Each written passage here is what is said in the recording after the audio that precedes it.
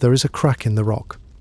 Not a metaphorical crack, a real one, visible on the western wall of the enclosure that surrounds the Great Sphinx of Giza, a long, deep, vertical fissure that runs from top to bottom through ancient limestone, as though the stone itself is trying to remember something it was supposed to forget. That crack has been there for longer than anyone can confidently say, and the question of what made it and when is one of the most quietly explosive debates in all of modern archaeology. Most people who visit the Sphinx stand at a distance and take photographs of the face. They note the missing nose, the hollow eyes, the enormous lion body crouching in its limestone pit as the pyramids loom in the background. They feel the weight of time in a general, atmospheric way. Then they move on. But that crack on the western wall is worth staying for, because the argument over what caused it, rainfall or wind, ancient or recent, cuts directly to the heart of a larger question, a question that, if answered one way, leaves human history more or less where we currently put it, and if answered another way, requires us to rewrite what we thought we knew about the world that existed before writing, before cities, before everything we call civilization. The question is simple to state. The Sphinx is either 4,500 years old, the work of a 4th dynasty Egyptian pharaoh around 2500 BCE, or it is significantly older, perhaps 7,000 years old, perhaps 10,000, perhaps more. And the difference between those dates is not merely a matter of centuries on a timeline. It is the difference between the Sphinx being one of the first monumental sculptures on Earth and it being evidence of a people and a culture we have not yet found. That predates everything we currently know. That is worth staying awake for. Tonight, we are going to sit with this mystery properly, not from a distance. We are going to walk through the physical evidence, the stone, the rock layers, the geometry of erosion, the seismic readings, the ancient inscriptions, the proportions of the statue itself. We are going to meet the researchers who believe the conventional story cannot hold, and the archaeologists who believe it can. We are going to look honestly at where the evidence is genuinely contested and where it is not.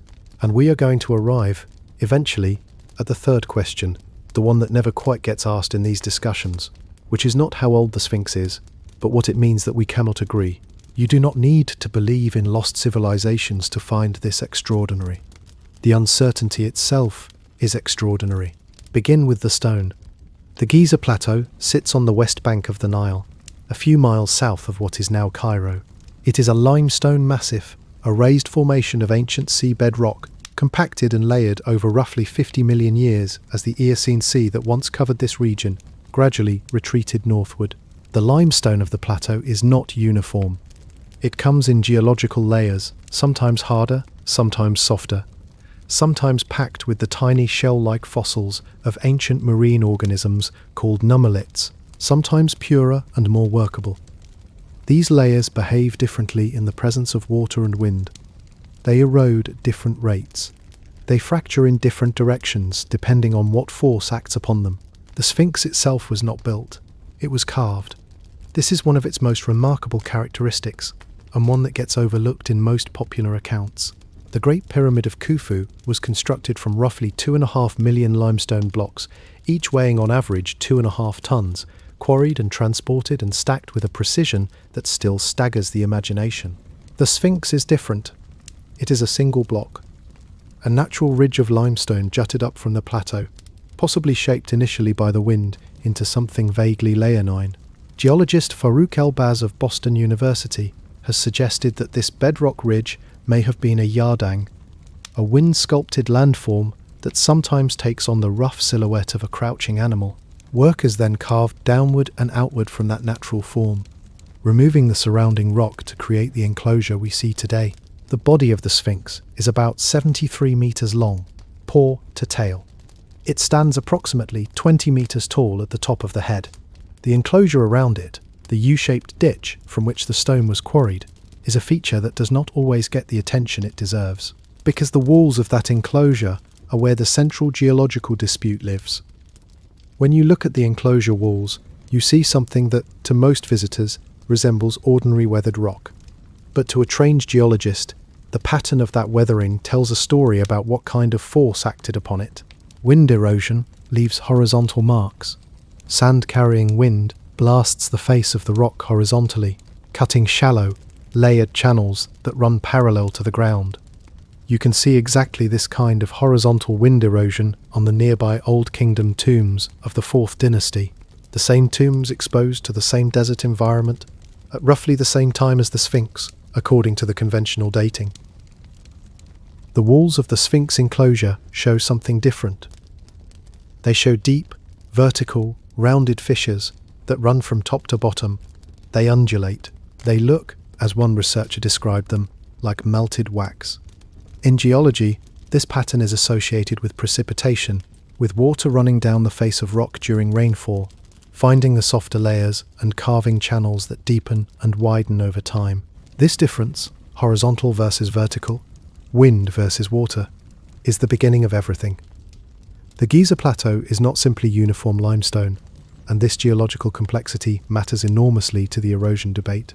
Geologist Thomas Aigner, working with archaeologist Mark Lehner in the early 1980s, produced a detailed classification of the limestone beds of the Giza Plateau that has shaped every subsequent geological discussion.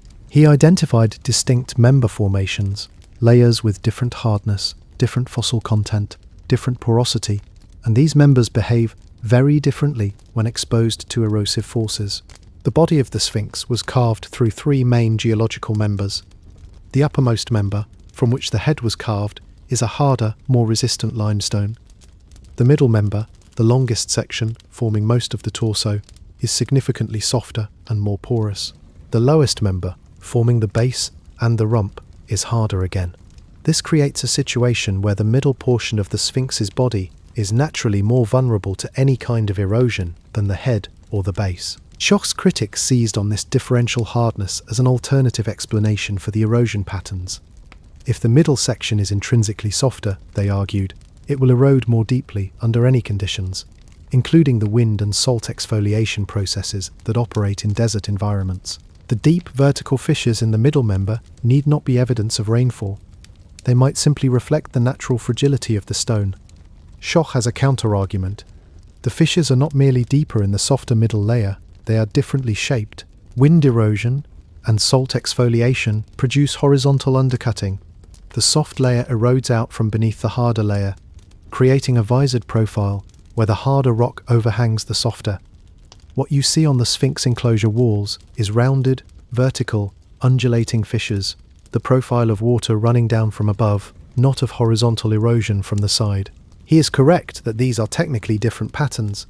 Whether the difference is as diagnostic as he claims, whether only rainfall could produce this specific profile, or whether other mechanisms under certain conditions might produce similar shapes, is a genuinely unresolved technical question. It requires detailed field geology to settle, and it has not been settled in the published literature to the satisfaction of both sides. What is settled is that the erosion on the Sphinx enclosure is anomalous relative to other Old Kingdom structures on the same plateau. The tombs of the 4th dynasty nobles that surround the plateau, exposed to the same environment for the same period of time, show horizontal wind erosion. The Sphinx enclosure shows something different. Explaining that difference, accounting for why one set of Old Kingdom monuments shows one erosion pattern, while another shows a markedly different one, is a genuine scientific problem that has not been fully resolved by any published analysis. In the early 1990s, a geologist named Robert Schoch examined the Sphinx enclosure walls and drew a conclusion that would set off a debate that continues to this day. Schoch is not a fringe figure. He holds a doctorate from Yale University and has spent decades as a professor at Boston University. He went to Giza, initially, at the invitation of a researcher named John Anthony West. Not himself a geologist, but a writer with a serious and long-standing interest in pre-conventional theories about Egypt. West had read the work of French mathematician and philosopher René Schwaller de Lubitsch, who had spent years studying the temple complex at Luxor and suggested, in the 1940s and 1950s, that the erosion on the Sphinx looked more like water erosion than wind erosion. West wanted a real geologist to look. Schoch looked. He mapped the enclosure walls carefully. He examined the depth and direction of the fissures. He compared them to other limestone outcrops in the region, and he concluded that the erosion pattern on the enclosure walls was consistent with prolonged exposure to heavy rainfall, not wind. He presented his findings to the Geological Society of America at their annual convention in San Diego in October 1991. The geologists in the room were, by multiple accounts, intrigued. The Egyptologists were not. The problem with Schoch's conclusion is one of timing. The Giza Plateau has been an arid desert for a very long time. We know from multiple independent lines of paleoclimatic evidence, sediment cores, pollen analysis, lake levels, isotope records, that the region around Giza has been hyperarid since at least 5000 BCE, and possibly considerably earlier. This is firmly established science, not speculation. If the erosion on the Sphinx enclosure walls was caused by rainfall, that rainfall cannot have fallen within the historical record. This leads us to the African humid period. Climatologists and geologists have been studying this era for decades, and the evidence for its existence is robust. Roughly 14,000 years ago, as the last great ice age began to release its grip, and the Earth's orbital wobble shifted the angle at which summer sunlight struck the northern hemisphere, the West African monsoon system intensified dramatically. Rain began to fall across what is now the Sahara Desert. Lakes formed in basins that today hold only sand. Grasses, trees, and shrubs colonized what had been wasteland. Hippopotami and crocodiles populated rivers that are now dry valleys. The people who lived in this region, mobile pastoralists and early farmers, left rock carvings of cattle and hunting scenes in areas where no large animal could survive today. This wet period peaked roughly between 11,000 and 6,000 years ago, then slowly contracted. By around 5000 BCE, the monsoon had retreated southward, the lakes dried, the plants died, the people moved. Those who headed east toward the Nile may have brought with them traditions, astronomical knowledge, and social structures that would eventually contribute to the emergence of what we call Egyptian civilization. The African humid period is not controversial. The rain was real. North Africa really was green. Schoch's argument was that the water erosion on the Sphinx enclosure walls required significant, sustained rainfall, and therefore required the Sphinx to have been carved, or at minimum, exposed to the atmosphere during the African humid period. He proposed a construction date for the core body of the Sphinx of somewhere between 9000 and 5000 BCE. He has since refined this estimate based on seismic data, suggesting the most likely date is closer to 10,000 to 12,000 years ago. The mainstream archaeological and Egyptological response was swift, and in some cases, sharp. Mark Lehner is the person who has spent more time studying the Sphinx than almost anyone alive. An American archaeologist who has led excavations at Giza for decades, Lehner mapped the Sphinx in extraordinary detail, published a doctoral dissertation at Yale on the monument's archaeology, and led years of careful work piecing together what the physical evidence can and cannot tell us about the Sphinx's origin. Lehner's position is that the Sphinx was built during the reign of the pharaoh Khafre, the 4th dynasty king who constructed the second largest of the 3 Giza pyramids around 2500 BCE. His argument is not based on a single line of evidence, but on the convergence of many. The limestone blocks used to construct the Sphinx temple, which sits directly in front of the Sphinx, came from the ditch surrounding the Sphinx itself. The blocks were quarried as the Sphinx was carved, and then dragged to the southeast to build the temple. Lehner demonstrated this by conducting a fossil fingerprint analysis. The specific types of nimulite fossils in the Sphinx temple blocks matched the specific types in the corresponding beds of the enclosure walls. The stone in the temple walls literally came from the ditch that surrounds the Sphinx. This means the Sphinx and the Sphinx temple were built at the same time, as part of the same construction project. The Sphinx temple's architectural style and construction technique closely resemble the nearby valley temple of Khafre. A life-sized diorite statue of Khafre was found inside that valley temple in 1853 by the archaeologist Auguste Mariette, a statue so skillfully rendered that it remains one of the masterpieces of Egyptian art. The processional causeway that links Khafre's pyramid complex to his valley temple passes within close proximity to the Sphinx and appears to have been laid out in relationship to the monument. Those blocks in the Sphinx temple and valley temple deserve particular attention because their scale is astonishing. Core blocks in the Sphinx temple are enormous. Some reach 30 feet in length, 12 feet in width, 10 feet in height. Several are estimated to weigh approximately 200 tons. Even the smallest core blocks in the complex weigh 50 tons apiece. No other structures from the Old Kingdom use blocks of this extraordinary size. The question of how anyone moved and precisely positioned multi-hundred-ton stone blocks without machinery that has left no other archaeological trace is a genuine puzzle that the conventional account of the Sphinx temple's construction has never fully answered to everyone's satisfaction.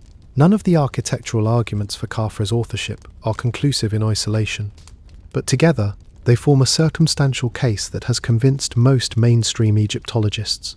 Lehner's response to Schoch's water erosion argument was essentially twofold.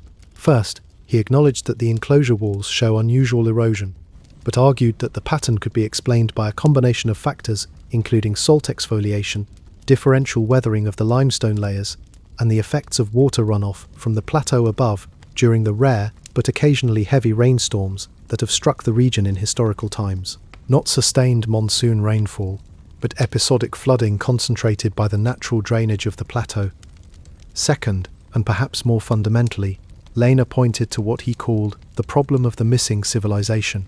If the Sphinx was carved in 10,000 BCE, or even 5,000 BCE, it was carved by people who, according to every other line of evidence we have, were mobile pastoralists and early agricultural communities.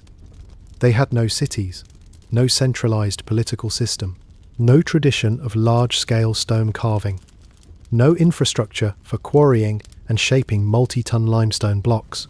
The complexity and scale of the Sphinx requires a sophisticated, organized, technically capable society, and we have no evidence of such a society existing in or near Egypt at those dates. This is not a trivial argument. It is the most powerful single objection to the older Sphinx hypothesis. But Schoch has a response, and it is worth hearing out before moving on. Schoch's position is not that Egyptian civilization, as we know it, existed in 10,000 BCE. He is explicit about this. His argument is more careful. The geological evidence for the erosion pattern points to a date before the African humid period's end. And while he cannot explain who carved the Sphinx at that date, that does not invalidate the geological evidence. The question of who is separate from the question of when. Archaeology has repeatedly demonstrated that absence of evidence is not evidence of absence. He also points to seismic evidence. During his fieldwork at Giza in the early 1990s, Schoch worked alongside geophysicist Thomas Dobrev, who conducted a seismic refraction survey of the bedrock around and beneath the Sphinx. Dobrev used seismic refraction tomography, and high-resolution seismic reflection, an integrated suite of methods designed to characterize subsurface rock properties and identify voids or cavities. The survey was published in the peer-reviewed journal Geoarchaeology in 1992, and this is important to note. It is published science, not YouTube speculation. The data showed something unexpected. The depth of weathering below the floor of the Sphinx enclosure was not uniform.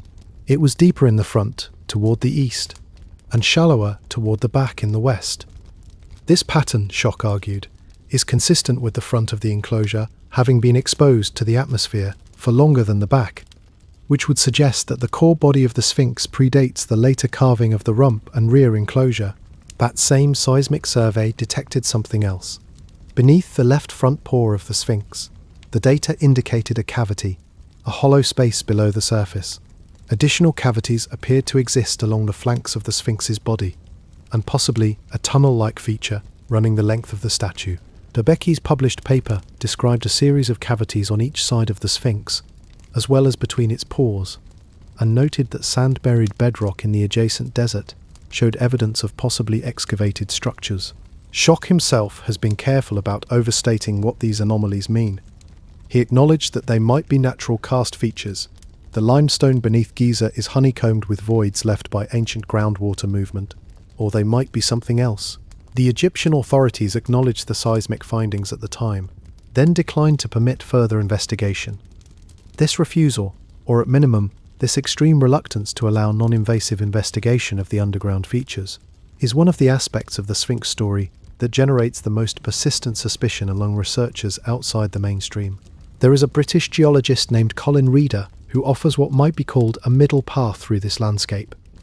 Reader conducted his own independent survey of the Sphinx enclosure in the late 1990s and reached a conclusion that differs from both Schoch and the mainstream. He agreed with Schoch that the erosion pattern on the enclosure walls was not consistent with the erosion visible on other 4th dynasty structures on the plateau, and that water played a significant role in creating it.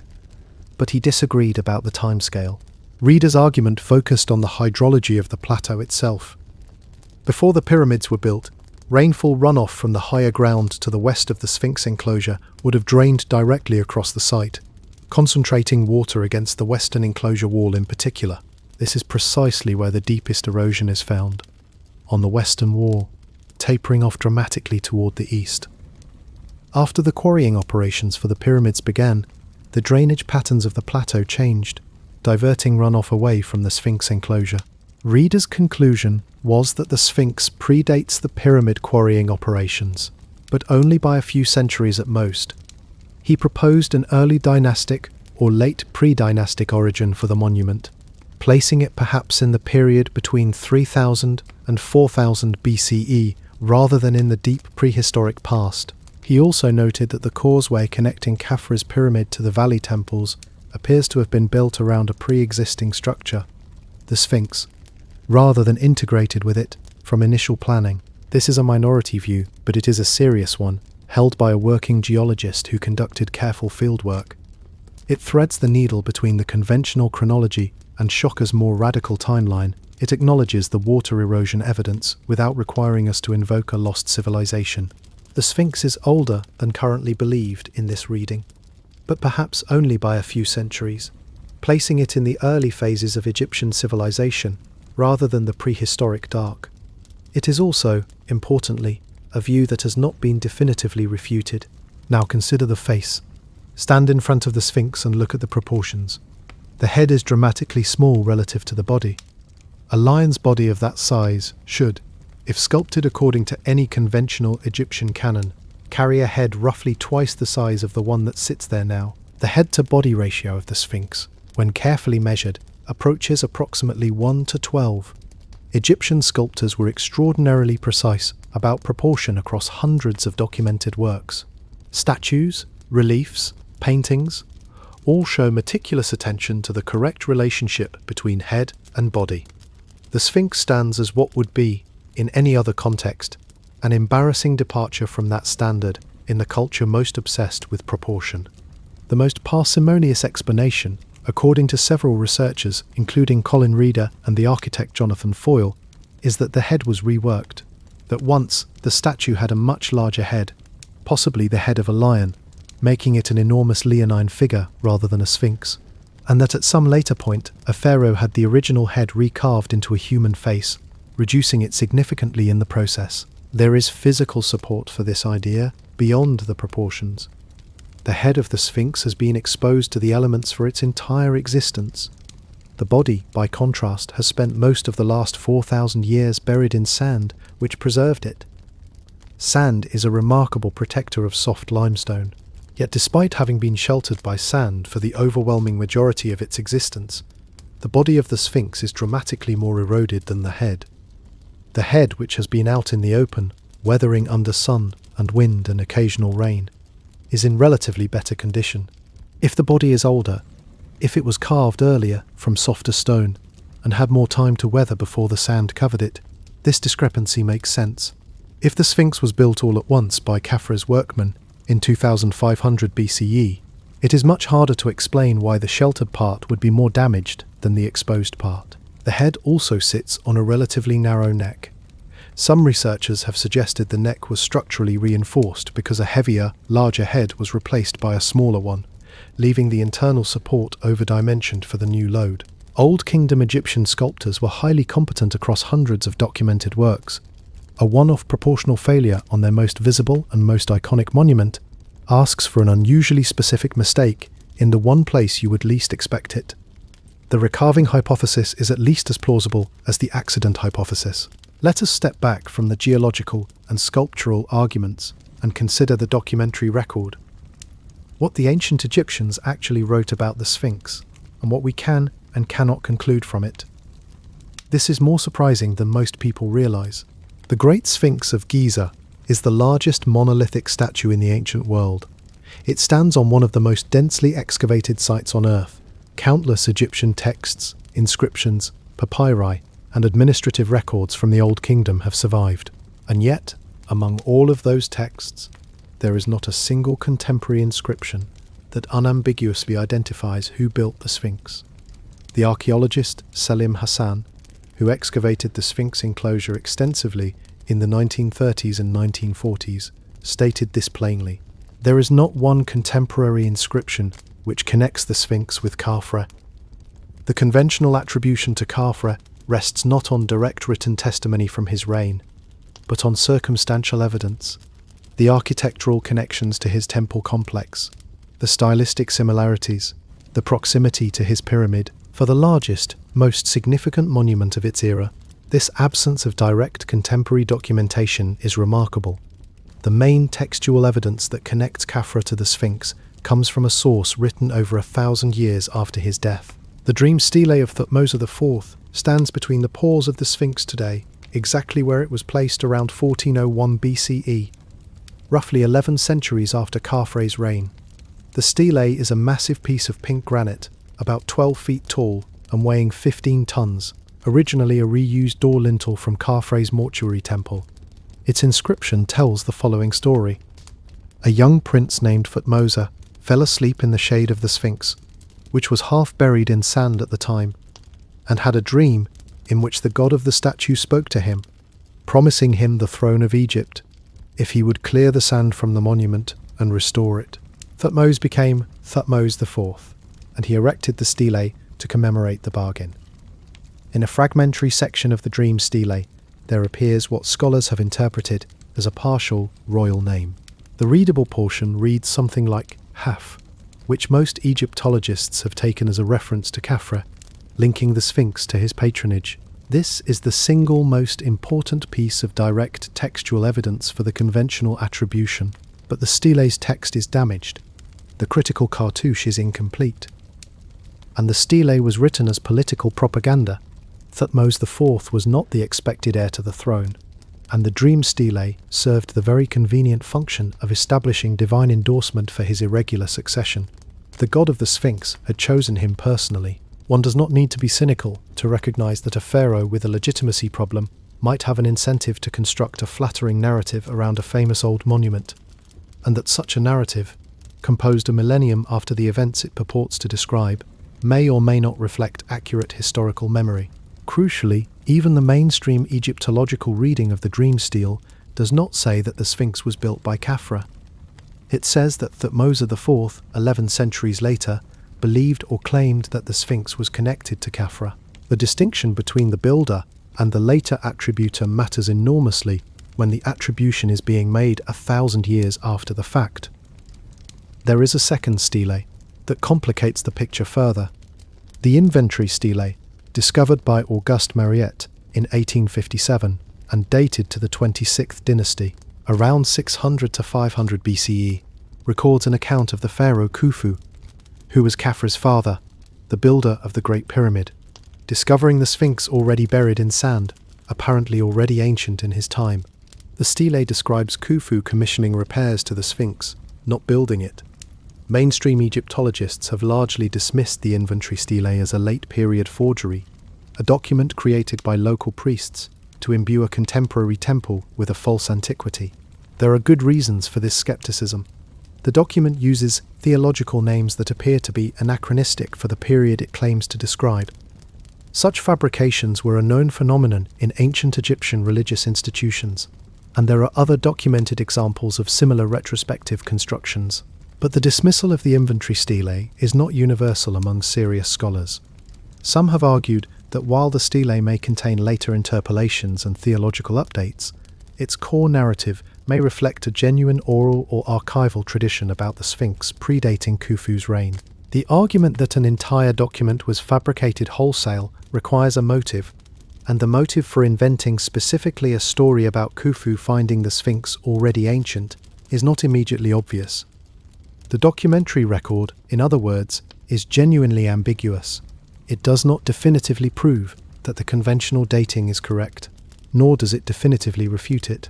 Among the scholars who have questioned the conventional attribution is Vassil Dobrev of the French Institute in Cairo, who proposed in 2004 that the Sphinx was built not by Khafre, but by Khafre's half-brother Geoarchaeology, a pharaoh who ruled briefly between Khufu and Khafre, and whose reign is poorly documented. Dobrev's argument was that Geoarchaeology built the Sphinx in the image of his father Khufu, identifying Khufu with the sun god Ra in order to legitimize his own dynasty and his own claim to the throne.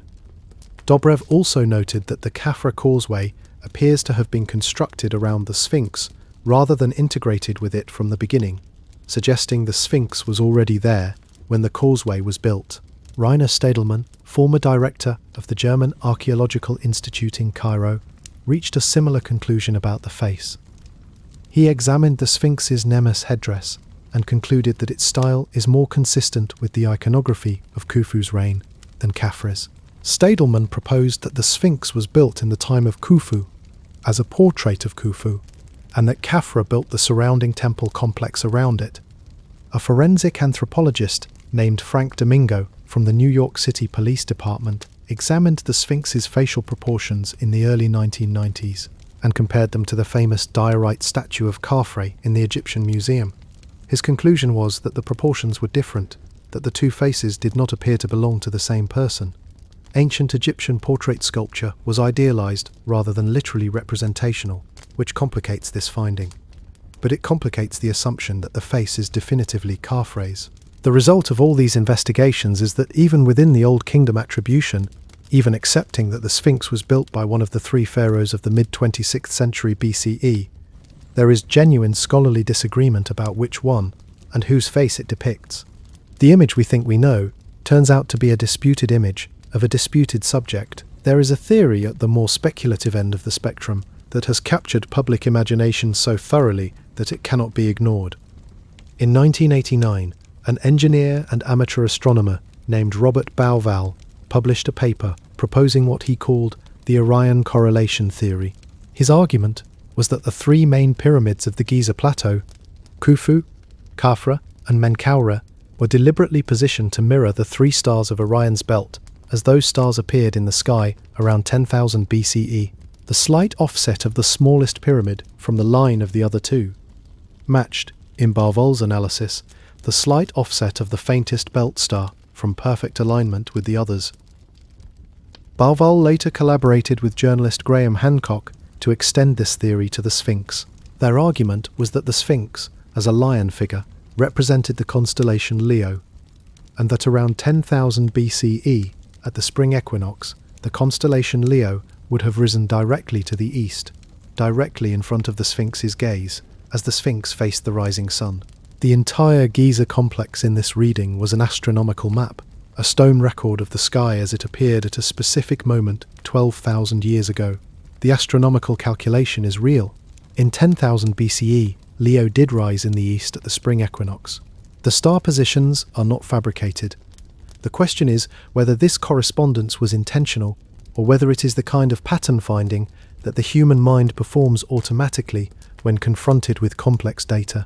Mainstream astronomers have pointed out several problems with the Orion correlation argument. The pyramids do not precisely match Orion's belt. The match requires some adjustment, and the image had to be inverted to produce the correlation in the original book presentation. The precision of the match is less striking under rigorous astronomical analysis than it appears at first glance. But what Bauval and Hancock's work articulated, whatever its scholarly limitations, was the thing that millions of people feel when they look at the Giza complex, that there is more here than we understand. That the scale and precision and apparent intentionality of the place suggests a depth of knowledge and purpose that exceeds what we usually credit to the early Old Kingdom. The ancient Egyptians had an extraordinary tradition of astronomical alignment in their architecture. The Great Pyramid of Khufu's four sides are aligned to the cardinal directions with an accuracy of roughly 3 minutes of arc, a degree of precision that is astonishing in any pre-modern engineering context. The various chambers within the pyramids have shafts directed towards specific stars. Astronomical alignment was not incidental to Old Kingdom Egyptian architecture, it was central to it. The sky and the ground were supposed to correspond. The cosmic order was supposed to be replicated in stone. Given this, the observation that the Sphinx's lion body might be understood as a reference to the constellation Leo is not inherently absurd. The connection between the Sphinx's form and solar and stellar symbolism is not a modern invention. It is the heart of how the ancient Egyptians understood the monument. As Horamaket, Horus of the horizon, the solar guardian at the boundary of day and night. 500 miles south of Cairo, deep in the Nubian desert, sits a place called Nabta Playa. It does not look like much. A dry, sun-blasted basin in one of the most inhospitable regions of the Sahara, scattered with ancient stones that poke from the sand at irregular intervals. But when you know what you are looking at, Nabta Playa is extraordinary. Around 8,000 years ago, when the African humid period was still in full swing and the Sahara was a savanna, Nabta Playa was a seasonal lake. Nomadic pastoralists camped around its shores during the wet season, following cattle across a landscape that supported large herds. They left behind cattle burials of remarkable elaborateness, complete cows interred in stone-capped chambers, oriented carefully, the earliest such ritual cattle burials known anywhere in Africa. And they built a stone circle. The circle at Nabta Playa is not Stonehenge. It is smaller, simpler, less visually dramatic.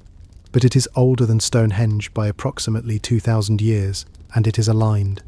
The pairs of stones within the circle mark the direction of the summer solstice sunrise.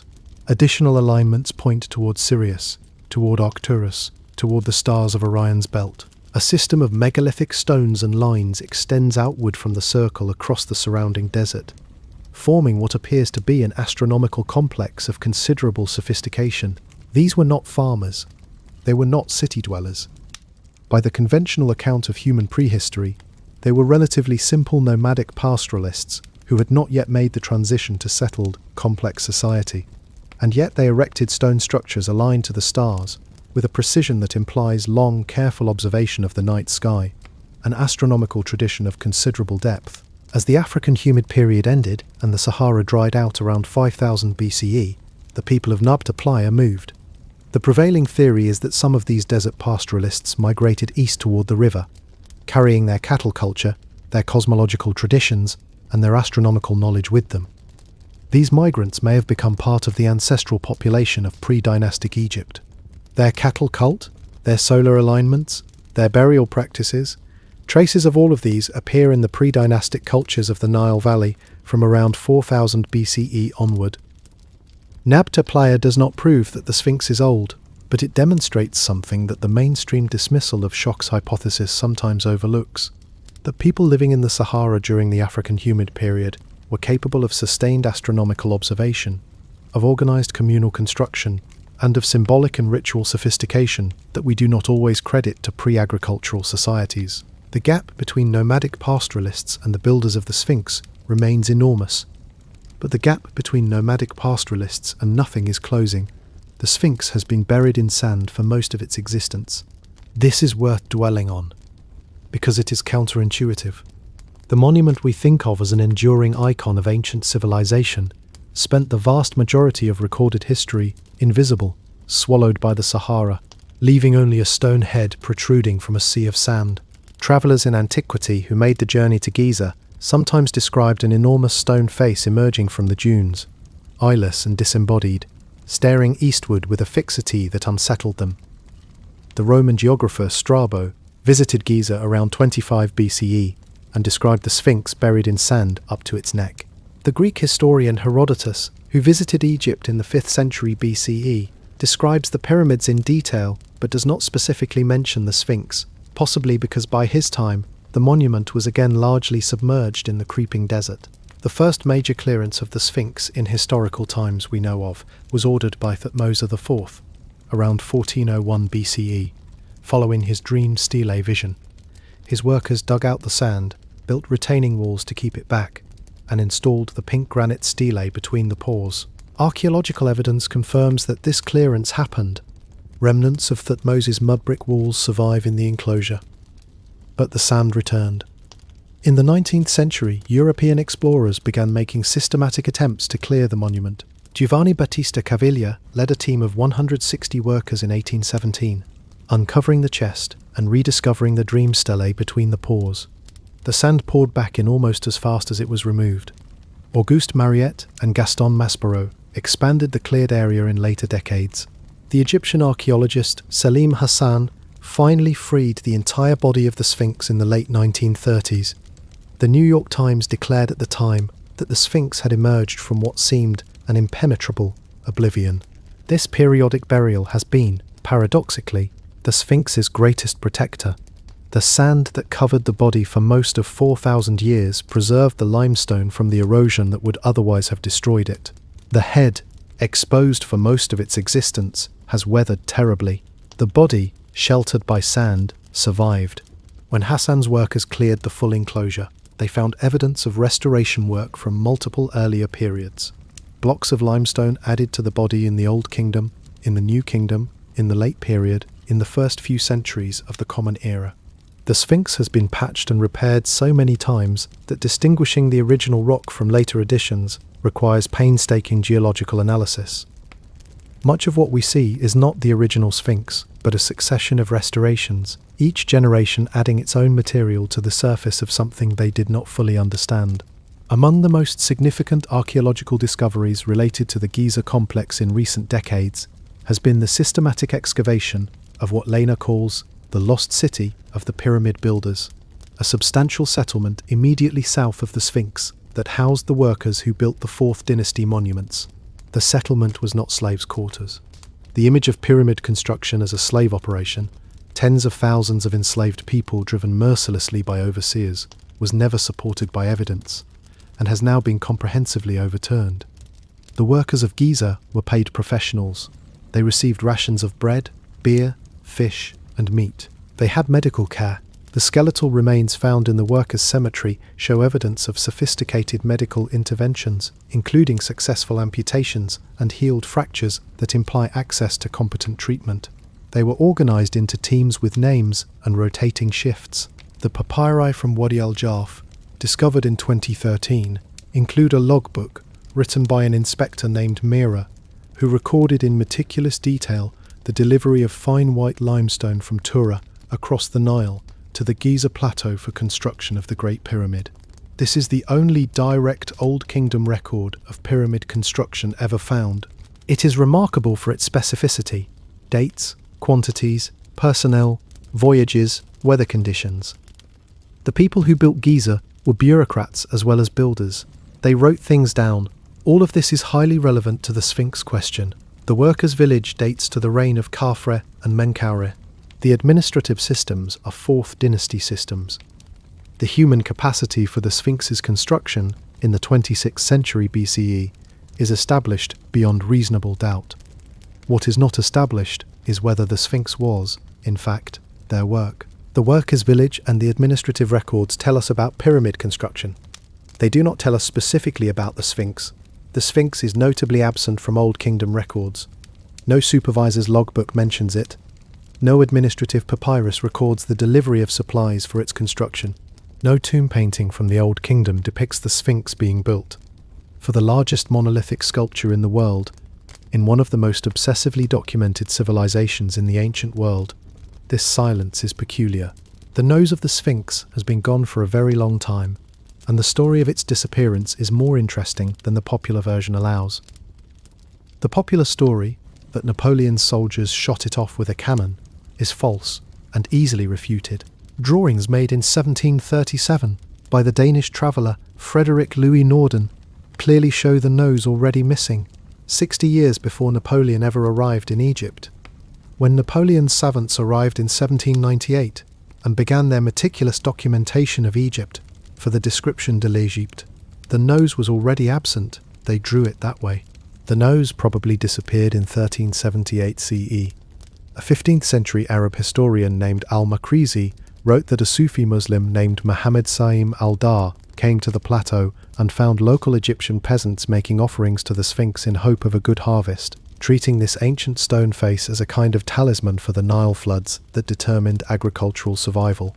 Al-Dar was outraged by what he saw as pagan idolatry. He took a chisel to the face. Mark Lehner's archaeological examination of the remaining nose cavity found tool marks consistent with exactly this kind of deliberate removal, marks from rods or chisels inserted at the bridge of the nose and below the nostril, prying the feature away. Al-Maghrisi recorded that Al-Dar was subsequently executed by the local authorities for the vandalism. Al-Maghrisi also described the Sphinx as the talisman of the Nile, a monument believed by the local Egyptian population to protect the land and influence the annual flooding. He recorded that local people believed the increased sand covering the Giza plateau after the nose's destruction was celestial punishment for Al-Dar's act of defacement. The desert itself, in their understanding, was taking revenge for the violation of the stone face. The peasants who brought offerings to the Sphinx in 1378 CE had no scholarship about Khafre or Khufu. They simply knew that this enormous stone face had been watching the river since before memory began, and they brought it grain and prayers, the way one brings gifts to something impossibly ancient. There is something quietly moving about this. The Sphinx had outlasted everything: kingdoms, religions, empires, languages, and still, in a medieval Egyptian farming village at the edge of the desert, someone knelt before it and asked for rain. In 2025, an Italian radar engineer named Filippo Biondi and his colleagues announced that they had used synthetic aperture radar combined with Doppler tomography to scan the subsurface of the Giza plateau.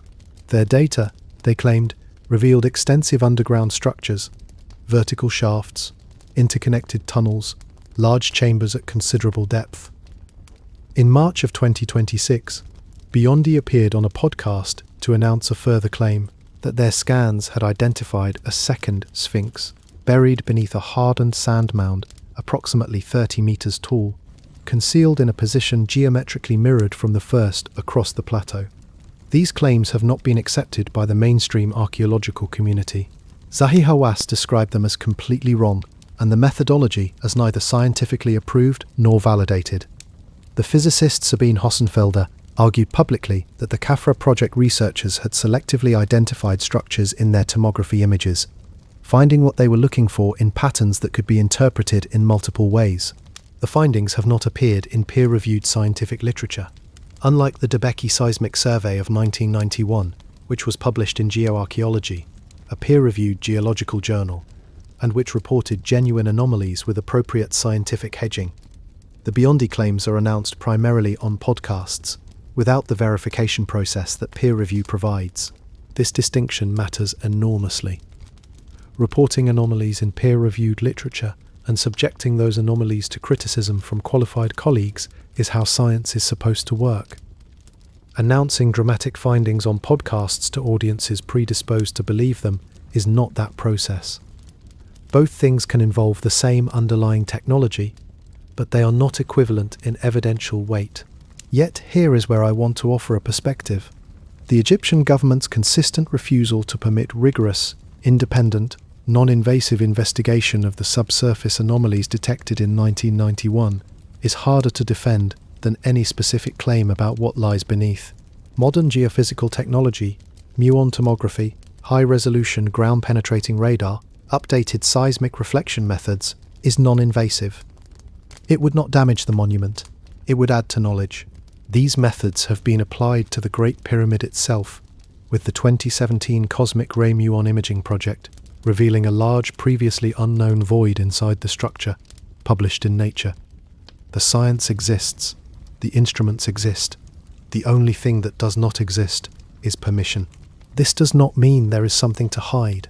Administrative friction, bureaucratic caution, institutional protection of archaeological authority, and the entirely legitimate Egyptian desire to control their own heritage can all account for the resistance to outside investigation.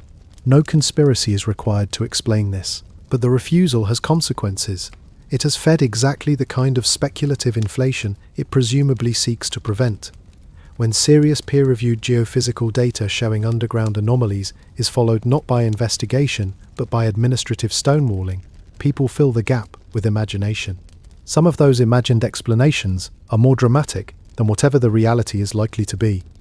And that is, in a small but meaningful way, a failure of the institutions whose job it is to know. I want to be direct about what the evidence actually shows, because the Sphinx has attracted more fantasy than almost any other object in the ancient world, and there is a responsibility to not contribute to that. The water erosion evidence is real. It has been examined by multiple geologists with genuine credentials, and the conclusion that the enclosure walls show erosion patterns inconsistent with the dry conditions prevailing in the Giza region for the last 5,000 years is not a fringe view pulled from the internet. It was published in peer-reviewed geological journals. It was debated at the Geological Society of America. Even those who reject Schoch's most radical datings tend to acknowledge that the erosion pattern is unusual and requires explanation. The cavities detected beneath the Sphinx are also real, in the sense that the seismic data showing them was published in peer-reviewed literature. Whether they are natural or artificial, significant or trivial, is not established. The proportional problem with the head is real. Ancient Egyptian sculptors were obsessively precise about proportion across hundreds of documented works. The Sphinx's head is, by any measurement, dramatically undersized for its body. Explanations exist, but none is entirely satisfying. The absence of a contemporary Old Kingdom inscription directly attributing the Sphinx to Khafre is real. The building is the largest and most famous monument of its era, and the Egyptians, who were meticulous record keepers, apparently never directly documented who built it. These are genuine puzzles. They are not resolved by dismissing the researchers who point them out as sensationalists, and they are not resolved by inventing lost civilizations to explain them. They are puzzles that live in the space between the evidence we have and the conclusions that evidence can support. The honest position, and I think the intellectually satisfying one, is this: we do not know who built the Sphinx. We have a strong circumstantial case for Khafre, but no direct confirmation. We have geological evidence suggesting the monument may be older than its conventional dating, but we cannot establish exactly how much older, or who would have been responsible for it at an earlier date. We have anomalies in the rock beneath the monument that have never been properly investigated. We have a head that may or may not have been recarved from an earlier, larger original. And we have, underlying all of this, a site of such extraordinary scale and apparent intention that the question of what it means continues to exceed the evidence available to answer it. This is not a comfortable conclusion, but it is the honest one, and honesty, in the end, is more interesting than false certainty in either direction. When people ask whether the Sphinx could rewrite human history, what they are actually asking is something like, are we who we think we are? The standard account of human prehistory follows a familiar arc. For most of our existence as a species, roughly 200,000 years, we were hunter-gatherers, living in small bands, moving with the seasons, leaving little trace. Then, around 12,000 years ago, the last ice age ended, the climate warmed, and things began to change. Agriculture emerged, roughly simultaneously, in several different parts of the world. Villages grew, populations increased, craft specialization developed, trade networks expanded, writing appeared, cities formed, civilizations arose. This arc is not a fabrication. It is supported by enormous quantities of evidence from every inhabited continent. The sequence is real, but sequences have anomalies. Göbekli Tepe appeared in the archaeological record in 1994 and required a significant revision to the narrative. Not a fundamental overturning, but a genuine adjustment of the timescale and the assumed simplicity of pre-agricultural society. Before 1994, no serious scholar would have proposed that people in southeastern Turkey were building elaborate stone temples with sophisticated carved decoration at 11,000 BCE, 3,000 years before the first cities appeared in Mesopotamia. The evidence was buried under a hill. No one thought to look. Now we know. How many hills are there? This is the question.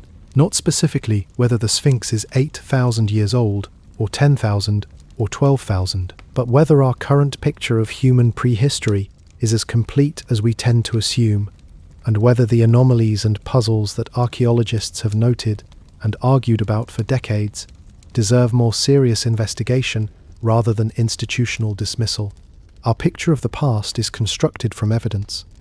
Evidence is incomplete, therefore the picture is incomplete. This is obvious, and it is important. We know that vast tracts of the continental shelf, now underwater, were inhabited coastal areas at the end of the last ice age and have not been seriously explored. We know that the desert people of Nabta Playa, building aligned stone circles more than 7,000 years ago, have been waiting under the sand of the Sahara for recognition. We know that Göbekli Tepe was waiting under a hill in Turkey. The Sphinx, in this context, is a puzzle that sits at an important boundary. It sits in one of the most intensively investigated regions on Earth. Egypt has been the subject of continuous archaeological work for 200 years, and yet it still presents fundamental unresolved questions about its age, its attribution, its original form, and what lies beneath it. If a puzzle of this scale and this visibility has not been resolved in a region so intensively studied, it is not unreasonable to wonder what puzzles exist in regions less studied. The ancient Egyptians of the New Kingdom, the period of Thutmose IV, of Amenhotep III, of Ramesses the Great, had a word for what the Sphinx represented. They called it Haremaket, Horus of the horizon. The Sphinx, in their theology, was the god who sat at the point where the sun rises, the boundary between darkness and light, between the night and the day, between the world of the living and whatever lies beyond. Amenhotep II built a temple to the northeast of the Sphinx, dedicated to this solar deity, more than 1,000 years after the monument's carving. Ramesses II placed 2 additional stelae between the Sphinx's paws. For centuries, pharaohs came to the monument not as its builders or its owners, but as its supplicants, as people who recognized in this enormous carved stone something that preceded them, something that predated their dynasty and possibly their civilization, something that belonged to an older order of the world. The theological name Horemaket points to something specific. The Sphinx faces exactly east. At the equinoxes, the spring and autumn moments when day and night are exactly equal, the sun rises directly in front of it. An observer standing on the east-west axis of the Sphinx temple and looking west at the equinoctial sunset would see the sun set precisely on the south shoulder of the Sphinx and Khafre's pyramid simultaneously. An astronomical alignment of considerable elegance that does not appear to be accidental. Whether this alignment was intentional from the moment of the monument's construction, or whether it was recognized and elaborated upon by later builders who reoriented temples and causeways to capitalize on it, cannot be determined from the existing evidence. But the Egyptians were not people who ignored such alignments. They oriented their monuments to the sky systematically, deliberately, as an expression of the relationship between the cosmic order and the earthly one. The sun rising exactly before the face of the Sphinx every spring and every autumn was not incidental to what the monument meant. It was, in some sense, the whole point. The solar symbolism of the Sphinx is not merely about the cardinal alignment to the east. The lion body itself is a solar statement. The lion sitting at the horizon, watching the sun rise, is an image of divine guardianship at the boundary of the cosmos. The Sphinx is not just watching the sunrise. In Egyptian symbolic logic, it is participating in it, the divine lion guardian present at the moment when order overcomes chaos, when the sun defeats the serpent that tries to swallow it in the darkness beneath the earth, when the world is renewed. Every morning, without exception, the battle was won. The sun rose. The Sphinx was there. There is something the Sphinx does that no other ancient monument quite manages, and I want to try to name it precisely. The Sphinx makes the past feel inhabited. Most ancient monuments, even the pyramids, feel, at some level, like artifacts. They are things made by people, and the people who made them are absent. The monuments stand as records of human activity, and we understand them the way we understand other records, as data about a past that is gone. The Sphinx is different. Something about its face, the scale of it, the specificity of the features, the eastward gaze, the extraordinary patience of that expression, creates a sense of presence rather than absence. Standing before it, you do not feel you are looking at a record of someone. You feel you are looking at someone, some entity that has been here long enough that the word ancient begins to lose its meaning. Every account of seeing the Sphinx in person, from Roman travellers to Victorian archaeologists to modern tourists, describes some version of this experience. The thing looks back. The thing has waited. The thing knows something. The ancient Egyptians understood that certain forms could become vehicles for divine presence. A statue was not merely a representation of a god or a king. It was a dwelling. The image was made in a specific way, with specific materials, with specific ritual preparation, precisely so that the divine presence could be induced to inhabit it. The statue could then act as an interface between the human world and the divine one, a two-way channel through which prayers could be transmitted and blessings could be received. When medieval Egyptian peasants brought offerings to the Sphinx and asked for the flooding to be good, they were not simply being superstitious. They were operating within a cosmological framework in which the stone face was genuinely the locus of a power that could affect their lives. The fact that this cosmological framework is not ours does not make it false. It was the product of thousands of years of accumulated observation of the world, encoded in a symbolic language of extraordinary sophistication. The Sphinx watched the sunrise. It watched the Nile flood. It watched the harvest succeed and fail. It watched armies march past. It watched Napoleon's savants measure it with scientific instruments. It watched the archaeologists dig it out of the sand.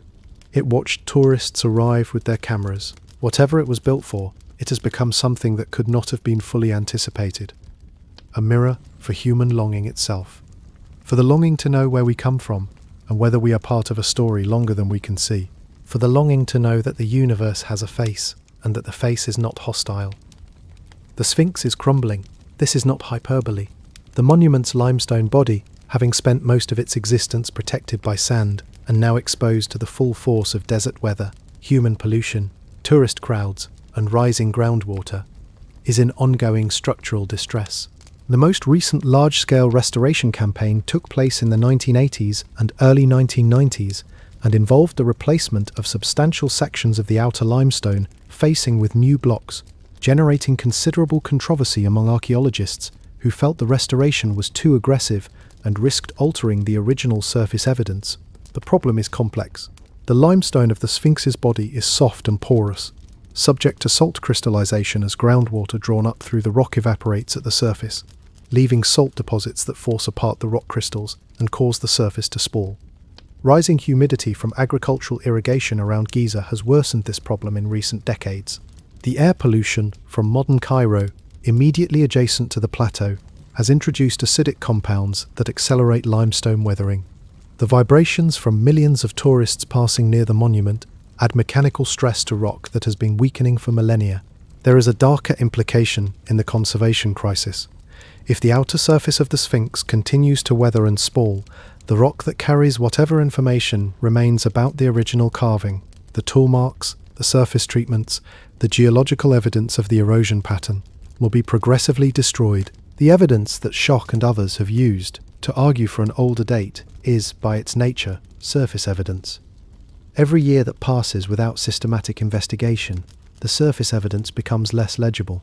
The race against time is real, not primarily in the dramatic sense of imminent collapse, but in the quieter sense that the monument is slowly losing the information that could, if properly analysed with modern instruments, settle or at least significantly advance the questions that have occupied researchers for decades.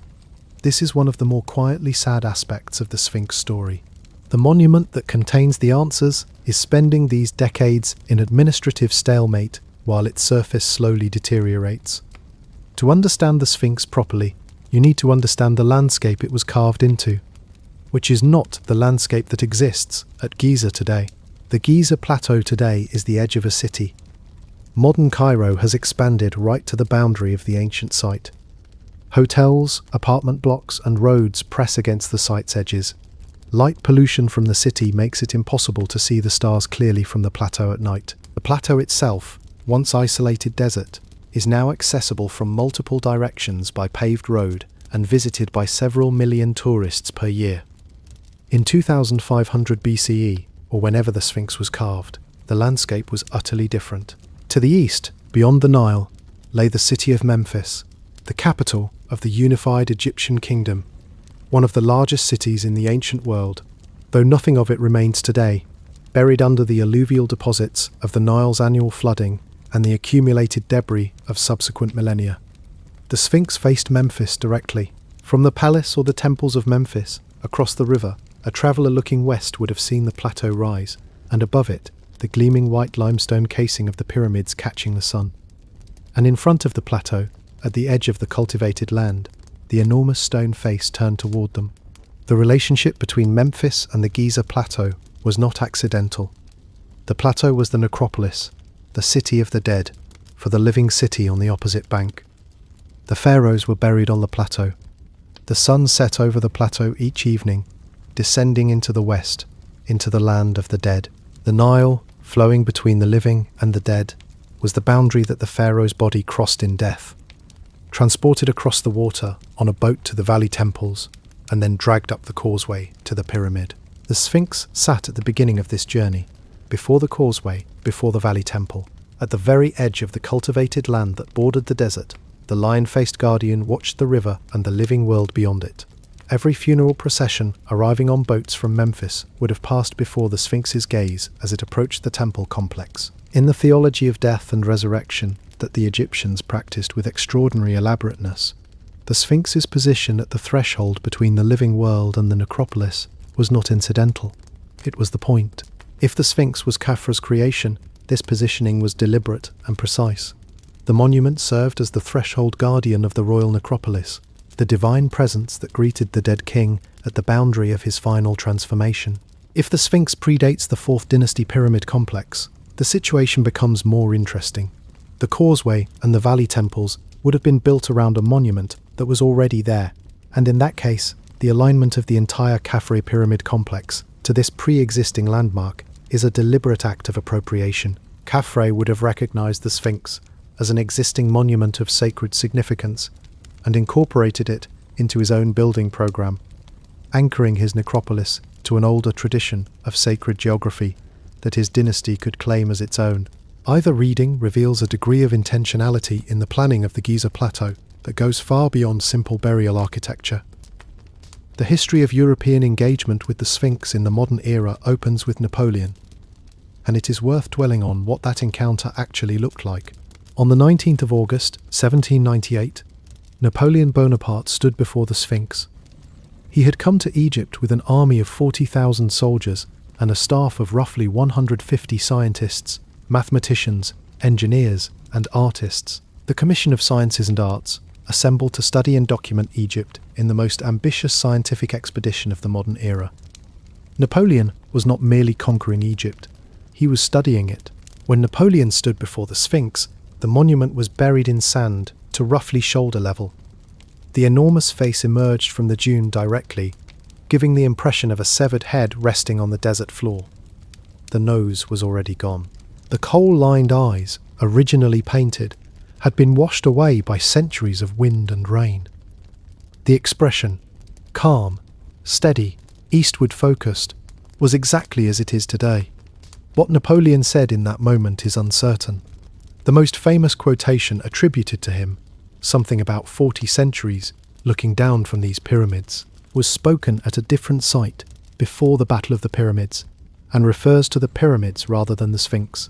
But the French savants who accompanied him produced detailed drawings, measurements and descriptions of the monument that established its dimensions with precision for the first time in modern scholarship. Before Napoleon's expedition, Western knowledge of the Sphinx was based on travellers' accounts of varying reliability.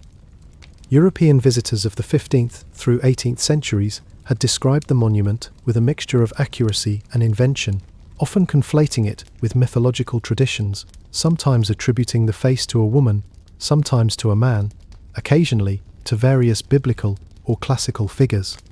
The Description de l'Égypte, published over the following decades in 23 massive volumes, fixed the Sphinx in the modern Western imagination as a measured, documented, scientifically apprehended object.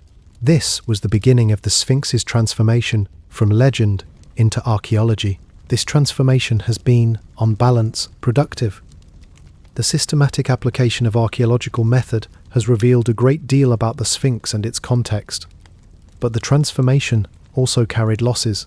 The Sphinx before Napoleon, the monument as medieval Egyptian peasants knew it, as Islamic scholars described it, as Ottoman travellers encountered it, carried meanings and associations that the archaeological record cannot fully recover. The talisman of the Nile, the father of terror, the guardian whose favour was sought by those hoping for government positions. These are not mere superstitions to be discarded. They are records of the Sphinx as a living presence in a living culture. A monument that had never been merely ancient, never merely an object of study, but had always been a participant in the ongoing human world around it. The scientific study of the Sphinx has given us facts we did not have before, but it has also, in some ways, flattened the monument, reduced it from a being to an artifact, from a presence to a data point.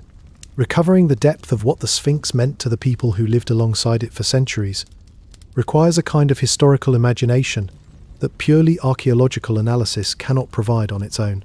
The medieval Arab and Islamic accounts of the Sphinx are among the most overlooked sources for understanding the monument's place in the human world, and they deserve more attention than they typically receive. Arab and Islamic scholars wrote about the Sphinx extensively from the earliest centuries of Islam. The Sphinx was a famous monument, a notable feature of the Egyptian landscape, and a subject of ongoing theological and philosophical interest. These medieval accounts reveal something important. The Sphinx was never simply a mysterious ancient ruin to the people who lived near it. It was an active presence in their world.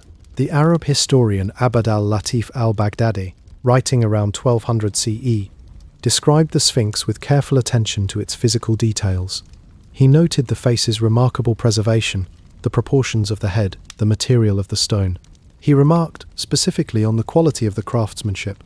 The ancient sculptors, he noted, had produced something whose artistry he found difficult to credit to ordinary human hands. This was not mysticism. It was a trained observer confronting a level of technical achievement that surprised him. Al-Makrizi, writing in the early 15th century, described the Sphinx as the talisman of the Nile, a monument believed by the local Egyptian population to protect the land and influence the annual flooding that determined agricultural survival.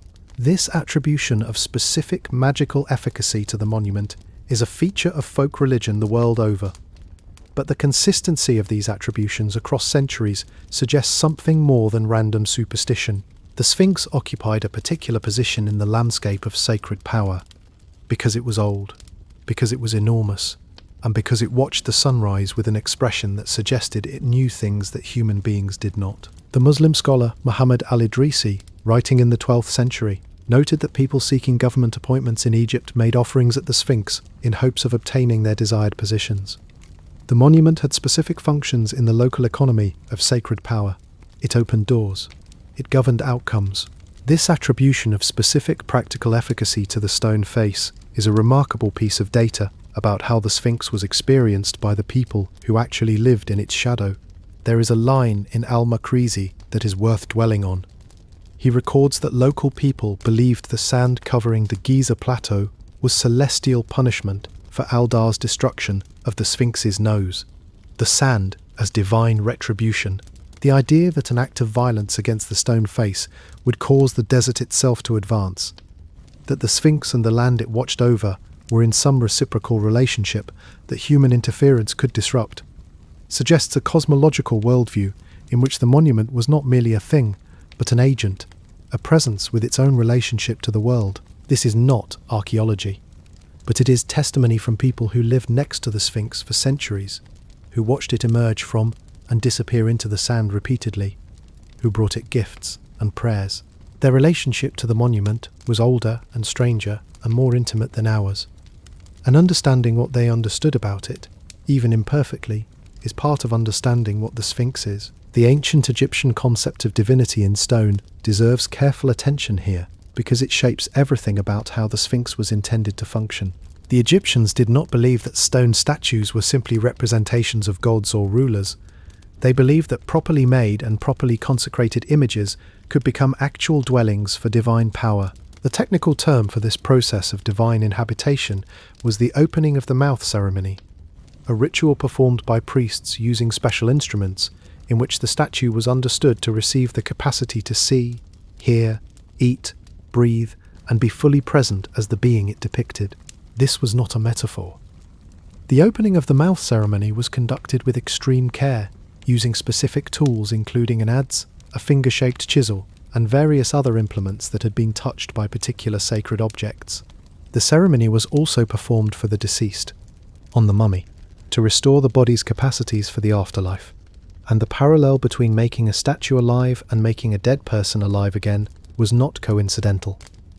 In Egyptian theology, The statue and the mummified body occupied analogous positions in the economy of divine power.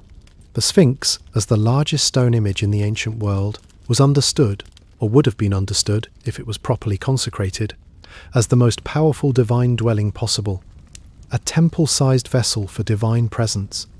When pharaohs came to it in the New Kingdom, they were coming not to inspect an ancient monument, but to interact with a living deity. When they placed stellae between its paws and made offerings of incense and libations, they were not commemorating the past. They were performing the rituals appropriate to a living god. This understanding colours everything about the Sphinx's history.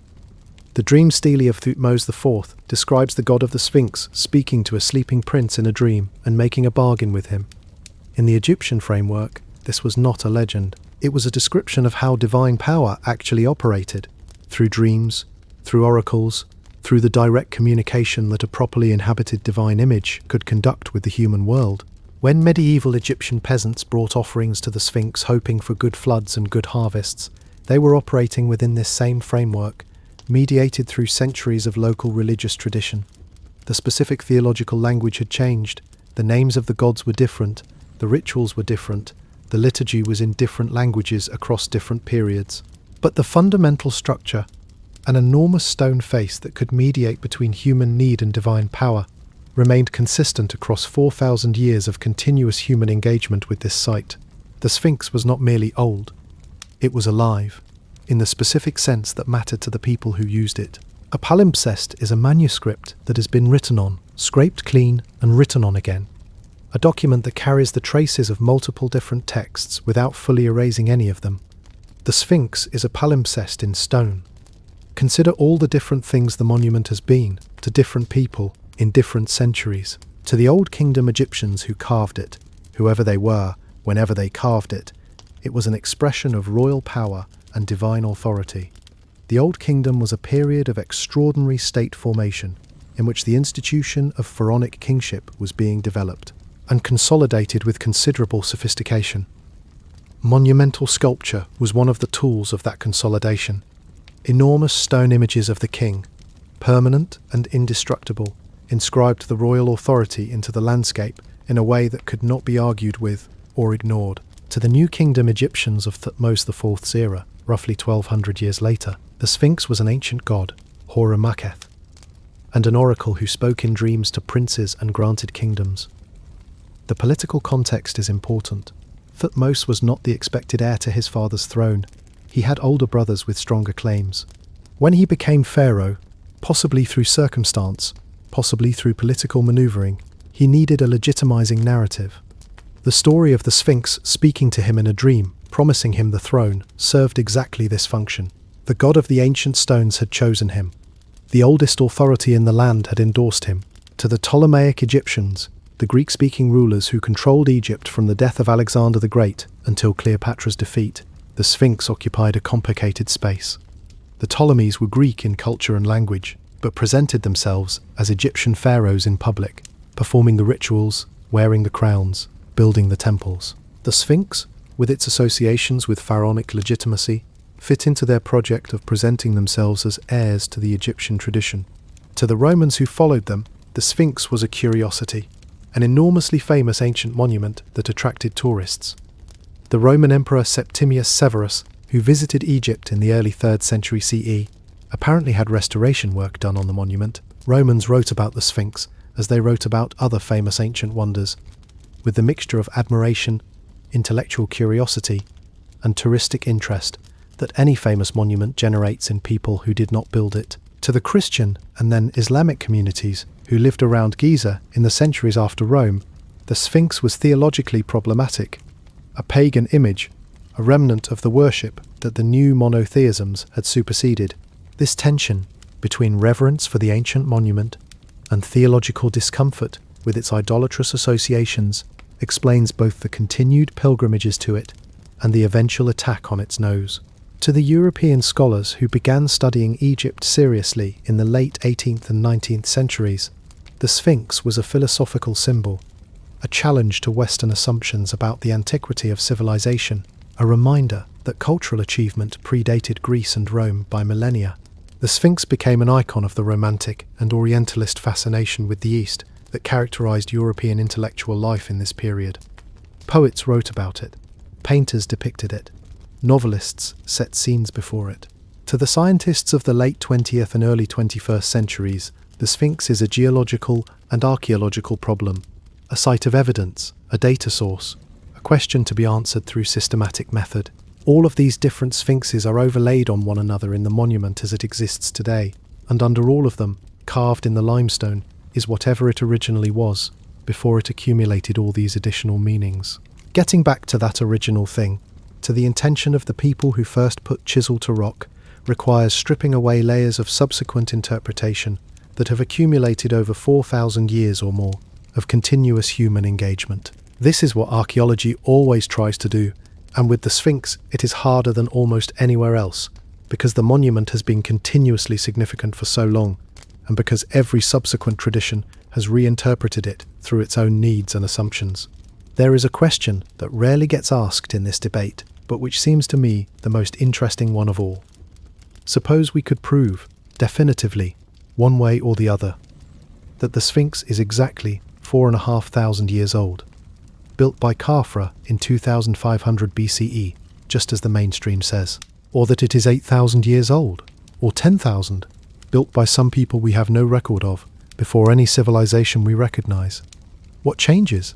If the Sphinx is Khafre's, we already know a great deal about what that means.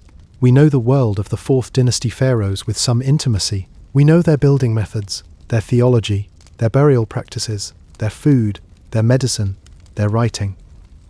The Sphinx slots into that world with a satisfying click. It is a monument of extraordinary scale, built by a civilization capable of extraordinary things.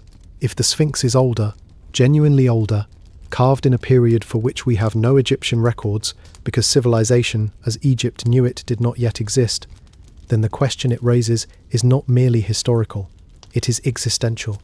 It would mean that at some point in human prehistory, people existed with the organizational capability, the technical sophistication, and the artistic ambition to create the largest monolithic statue on Earth, and that we have lost them so completely that we do not even have their name.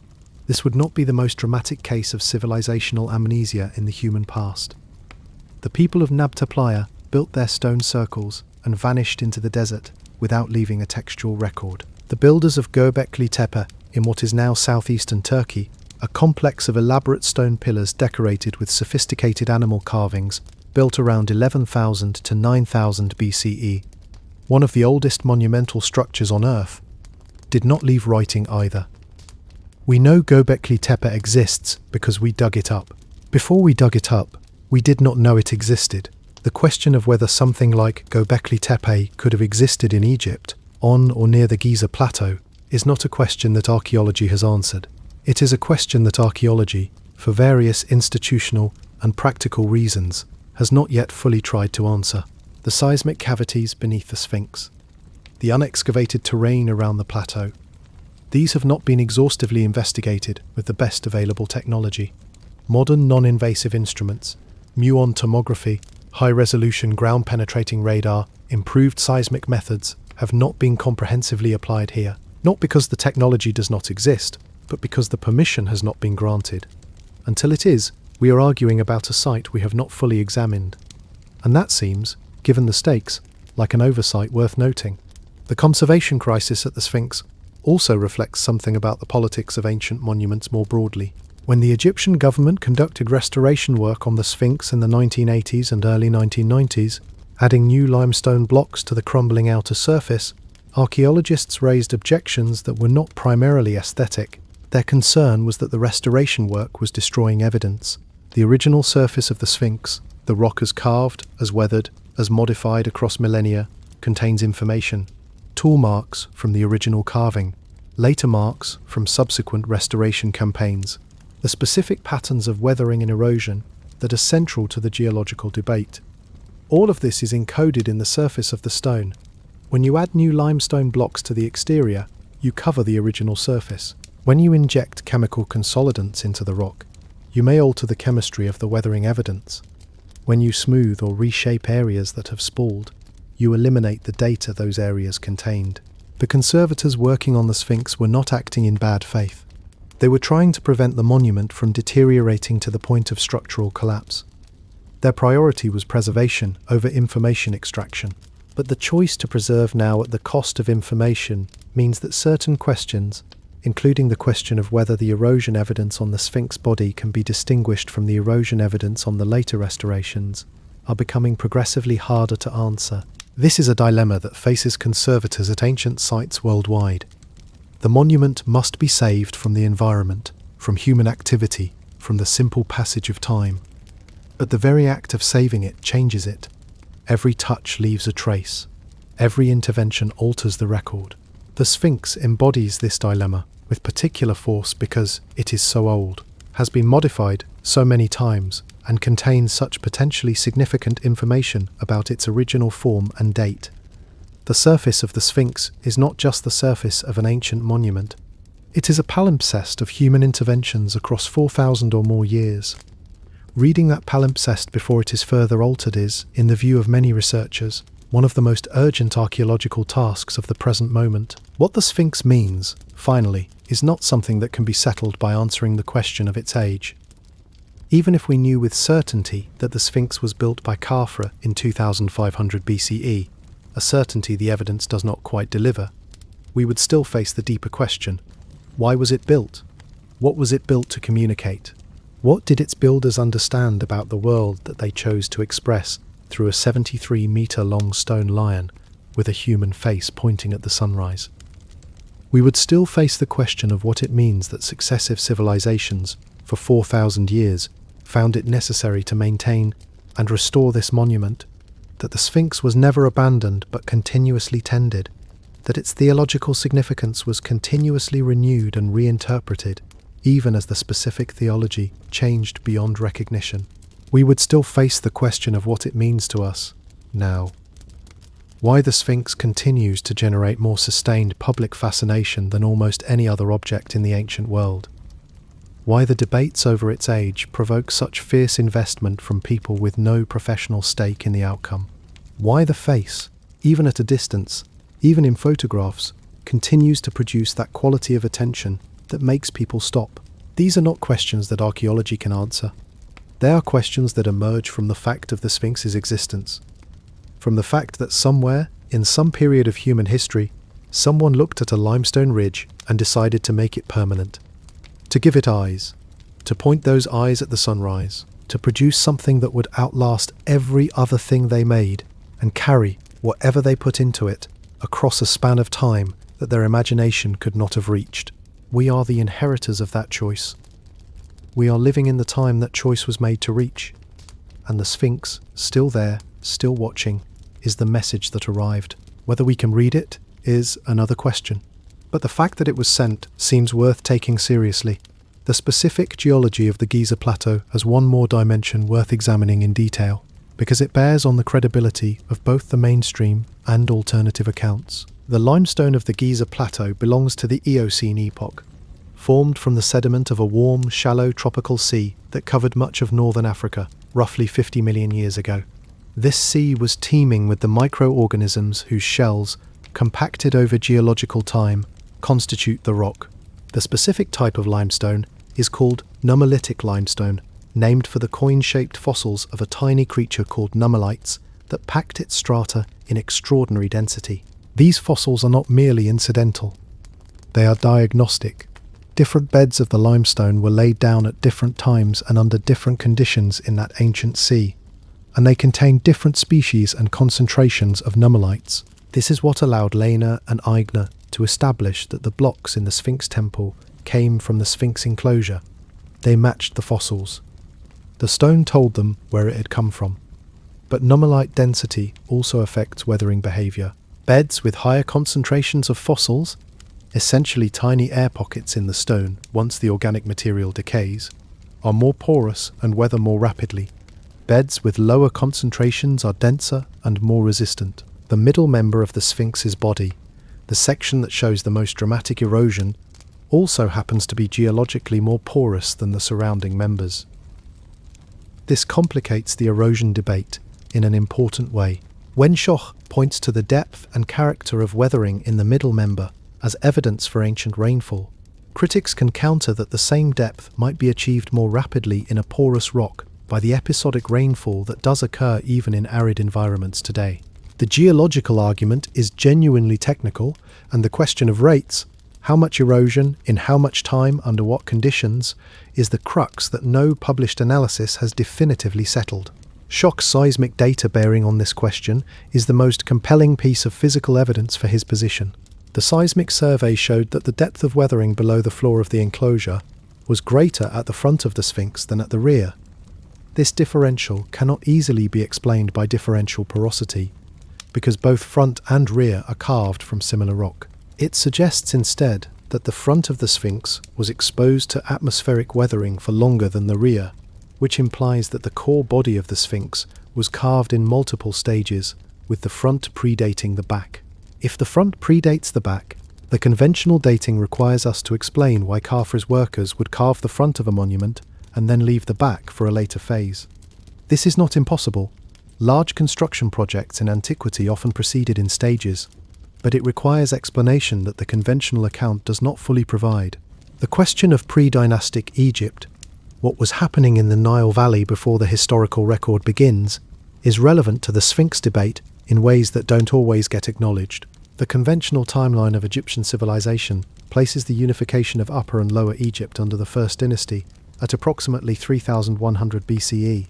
Before this, the period is called Predynastic, a period of small kingdoms, chiefdoms, and competing regional cultures that set the stage for the unified civilization that emerged. The Predynastic period is not well understood, and this is partly because it has not been as intensively studied as the pharaonic period that followed. The visible, accessible monuments of pharaonic Egypt have drawn archaeological attention for 2 centuries. The Predynastic period, by contrast, has left mainly cemeteries, pottery, and small settlements, many of which are buried under the alluvial deposits of the Nile Valley or under modern construction. The data is genuinely sparse. What we do know is that by the Naqada II period, roughly 3500 to 3200 BCE, Egyptian culture was already showing many of the features that would characterize the historical civilization. Social hierarchy was established. Craft specialization was evident. Long-distance trade networks were in operation. Royal iconography was developing.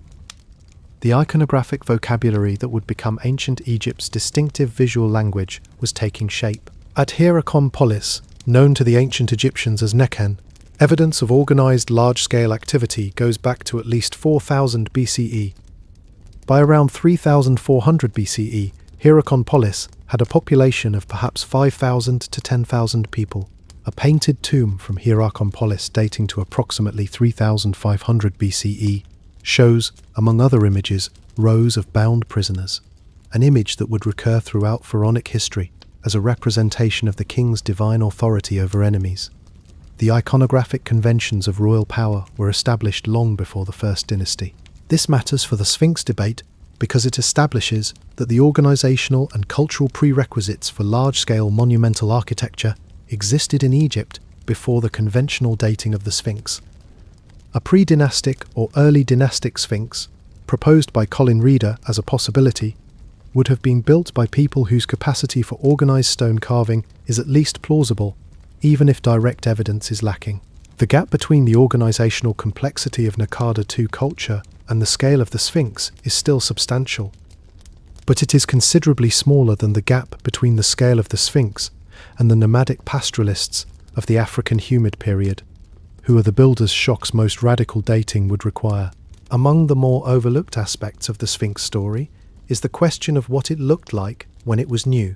The Sphinx today is the colour of weathered limestone, pale yellow, grey, ochre, with darker stains where groundwater has left mineral deposits, and lighter areas where the recent restoration has added new blocks. This is not what the ancient monument looked like. There are traces of paint remaining on various parts of the Sphinx. Remnants of red pigment have been found on the face. Traces of yellow or ochre appear on the headdress.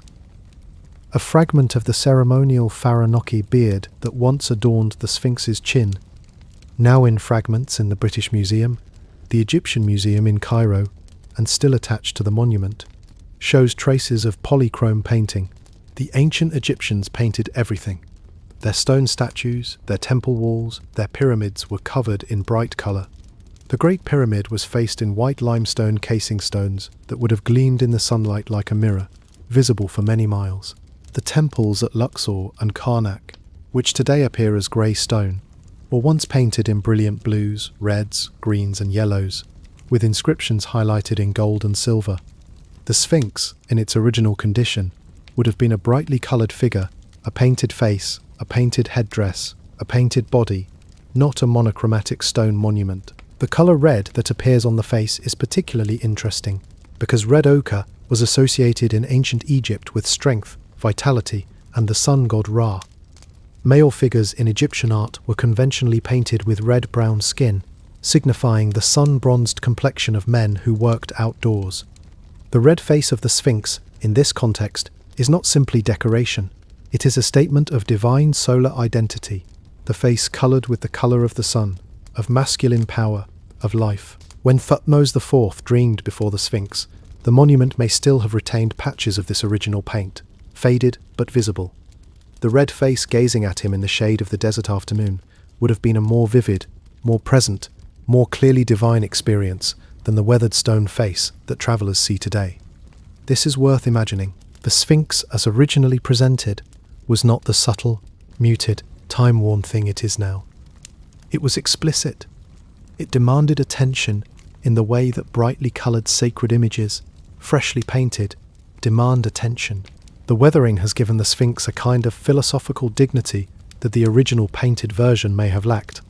But the original version had something else, the immediate visual statement of a specific identity, a specific divine nature, a specific relationship to the sun and to the living king of Egypt. The loss of the paint is one of the things that has turned the Sphinx from a religious image into an archaeological puzzle. When the colours were fresh, the monument probably seemed less mysterious, because it was saying clearly and explicitly what it was. There is something the Sphinx controversy reveals about the sociology of knowledge, about how academic institutions handle genuinely uncertain questions, that goes beyond the specific details of the erosion debate. The conventional academic response to Schoch's water erosion argument has often taken the form of dismissal rather than engagement. Mainstream Egyptologists and archaeologists have tended to respond to his work by arguing that the geological claims must be wrong, because if the Sphinx were as old as he proposes, we would expect to find corroborating evidence of the civilization that built it, and we don't. This is a legitimate argument, but it is circular. It uses the conclusion, there was no advanced civilization before Egypt, as a premise for dismissing evidence that might indicate otherwise. The geologists who have engaged with Schoch's work have tended to treat it differently. Several have acknowledged that the erosion patterns are unusual and merit investigation. Some have proposed alternative explanations that do not require an older Sphinx. None has produced a definitive refutation that has satisfied all parties. This pattern, serious geological engagement without resolution versus dismissal from the archaeological side, is itself informative about the structure of the debate. It suggests that the geological question and the archaeological question are, to some degree, independent. The geological evidence for unusual erosion can be real and can be genuinely ambiguous as to its cause and date, without this requiring us to accept any particular theory about lost civilizations. Treating the geological question as already answered, because the archaeological question seems to have an answer, is not good epistemics. The geologist Colin Reader made this point clearly in his own published work. He noted that the erosion patterns on the Sphinx enclosure walls are a geological fact that requires a geological explanation, and that simply asserting that the Sphinx must have been built by Khafre, because that is what the archaeological evidence suggests, does not constitute a geological explanation. The geological and archaeological evidence must be assessed independently and then synthesized. In the case of the Sphinx, that synthesis has not been achieved. What would constitute a satisfying resolution? Several things would help enormously. A comprehensive, peer-reviewed, non-invasive geophysical survey of the Sphinx and its immediate subsurface using the best available technology, conducted by a team with no stake in any particular outcome. A detailed comparative geological analysis of the erosion patterns on the Sphinx enclosure against other limestone surfaces in Egypt that experienced different durations of exposure to rainfall during the African humid period.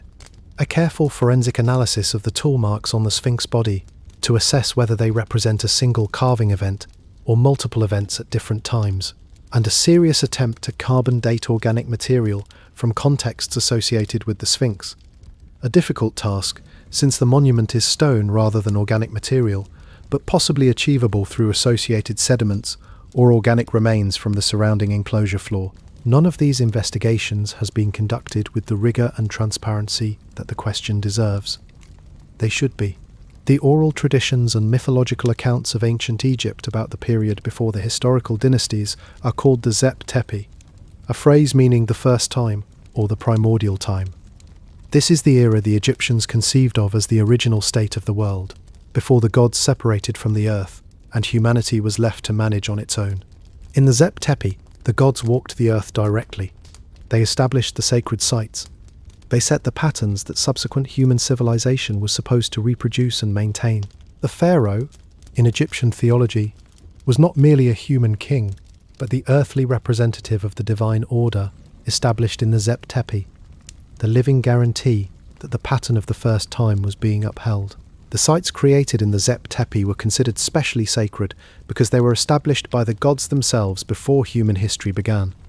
Heliopolis was one such site, the city of the sun god, established at the primordial moment of creation. Abydos was another, the burial place of Osiris, established before the historical dynasty of his successors on earth. The connection between Giza and the Zep Tepi is less explicitly stated in surviving texts. But the astronomical alignments of the pyramid complex, the orientation of the Sphinx to the rising sun, and the elaborate funerary theology associated with the plateau all suggest that the ancient Egyptians understood Giza as a place connected to primordial sacred geography, the world as the gods made it, before it became the world as humans inhabit it. If the Sphinx, or some predecessor monument at Giza, predates the 4th dynasty, it might have been understood as a relic of the Zep Tepi, a genuine surviving artifact of the sacred geography established before human history. This would explain why successive pharaohs, from Thutmose IV onward, treated the Sphinx not as a monument they had built or inherited from their ancestors, but as something that exceeded the historical chain of succession, something to be honoured and appeased rather than simply maintained. This is speculation, clearly labelled as such. We do not have explicit texts from ancient Egypt describing the Sphinx as a Zep Tepi monument, but the framework of the Zep Tepi, the Egyptian concept of a sacred primordial time before history, provides a theological context in which an older than expected monument would not merely be anomalous. It would be exactly what the theology predicted. Where do things stand as of now? The geological debate over the Sphinx's age has not been resolved. As of the middle of the present decade, the fundamental question, whether the erosion pattern on the enclosure walls was primarily caused by ancient rainfall or by other factors, has not been settled in the scientific literature with the kind of comprehensive analysis that would satisfy both sides. Schoch's most conservative dating, that the core body of the Sphinx dates to at minimum 7,000 years ago, based on the seismic weathering depth data, is more defensible than his most expansive dating of 10,000 to 12,000 years ago. The seismic data showing differential weathering depths in the enclosure is in the published literature and has not been directly contradicted by subsequent surveys. If even the conservative date is accepted, it places the Sphinx's origin in the late African humid period, a time when Egypt was inhabited by people of the Badarian or early Naqada cultures, whose archaeological record is real and documented, though they show no evidence of the organisational complexity the Sphinx seems to require. Colin Reader's proposal that the Sphinx predates the 4th dynasty quarrying operations on the plateau, but only by a few centuries, offers a middle ground that has not received the attention it deserves. Reader's argument does not require a lost civilization. It requires the Sphinx to be a few centuries older than currently believed, which is a much more modest claim, and one that some mainstream archaeologists have not definitively refuted. A late pre-dynastic Sphinx, built in the period between 3,500–3,000 BCE, would have been constructed by Naqada II or 3 Egyptians whose organisational capacity was, by the archaeological evidence, considerably more substantial than is sometimes assumed. The most likely truth in my reading of the evidence, and this is interpretive explicitly, not established fact, is that the Sphinx is somewhat older than the conventional 4th dynasty attribution suggests, probably not as old as Schoch's most expansive proposals. And its face was subsequently recarved by a 4th dynasty pharaoh, possibly Khafre, possibly one of his relatives, in the image of the ruling king. This would explain the water erosion evidence, the proportional anomaly of the head, the absence of a direct contemporary inscription from Khafre's reign, and the circumstantial connections between the Sphinx complex and Khafre's building program. It would also explain the inventory steles tradition, not as a fabrication, but as a late-period record of a genuine tradition that the Sphinx was already ancient when the 4th dynasty pharaohs encountered it. This is speculation. I am labelling it as such. The evidence does not compel this reading. Many scholars would dispute it, but it is the reading that seems to most coherently account for all of the anomalies, without requiring either the dismissal of the geological evidence or the invention of a prehistoric advanced civilization. Whatever the truth is, we do not yet fully know it. The Sphinx is keeping its own counsel, as it has for several thousand years, and that patience, that absolute, uncommunicative patience, is perhaps its most characteristic quality. The lion has occupied a specific place in the symbolic vocabulary of human civilizations across an extraordinary range of time and geography. In Egypt, the lion was solar. It was the embodiment of the heat of the midday sun, the dangerous, burning, life-giving force of Ra at his most intense. Paired lions appear in Egyptian art as the horizon itself, 2 lions facing outward from a central point, with the sun rising between them. The hieroglyph for the horizon, the Akhet, depicts exactly this image, 2 peaks with the solar disk between them, the sun held aloft by the 2 mountains of east and west. The lion, as a creature that rested during the intense heat of the day and hunted in the cooler hours of dawn and dusk, was understood as living in the liminal space between dark and light, between death and life. The Sphinx, lion body, human head, gazing east toward the rising sun, occupies exactly this symbolic position. It is the horizon made stone. It is the guardian of the boundary between worlds, stationed at the edge of the necropolis where the dead become divine. The word for lion in ancient Egyptian was Rel, or RJ, and temples dedicated to lion deities, called Ruti, the 2 lions, were associated with sunrise and solar power throughout Egyptian history. In Mesopotamia, the lion held a parallel but differently inflected symbolic role. The lion hunt was the royal activity par excellence, the demonstration of the king's divine capacity to master the dangerous forces of nature that threatened civilization. The famous Assyrian lion hunt reliefs from Nineveh, carved in the 7th century BCE and now in the British Museum, showed kings of Assyria killing lions in a ritual hunt, part ceremony and part military demonstration, establishing the king's identity as the one who could stand between humanity and chaos. The lion represents what must be mastered, not what must be embodied. The Egyptian version is different.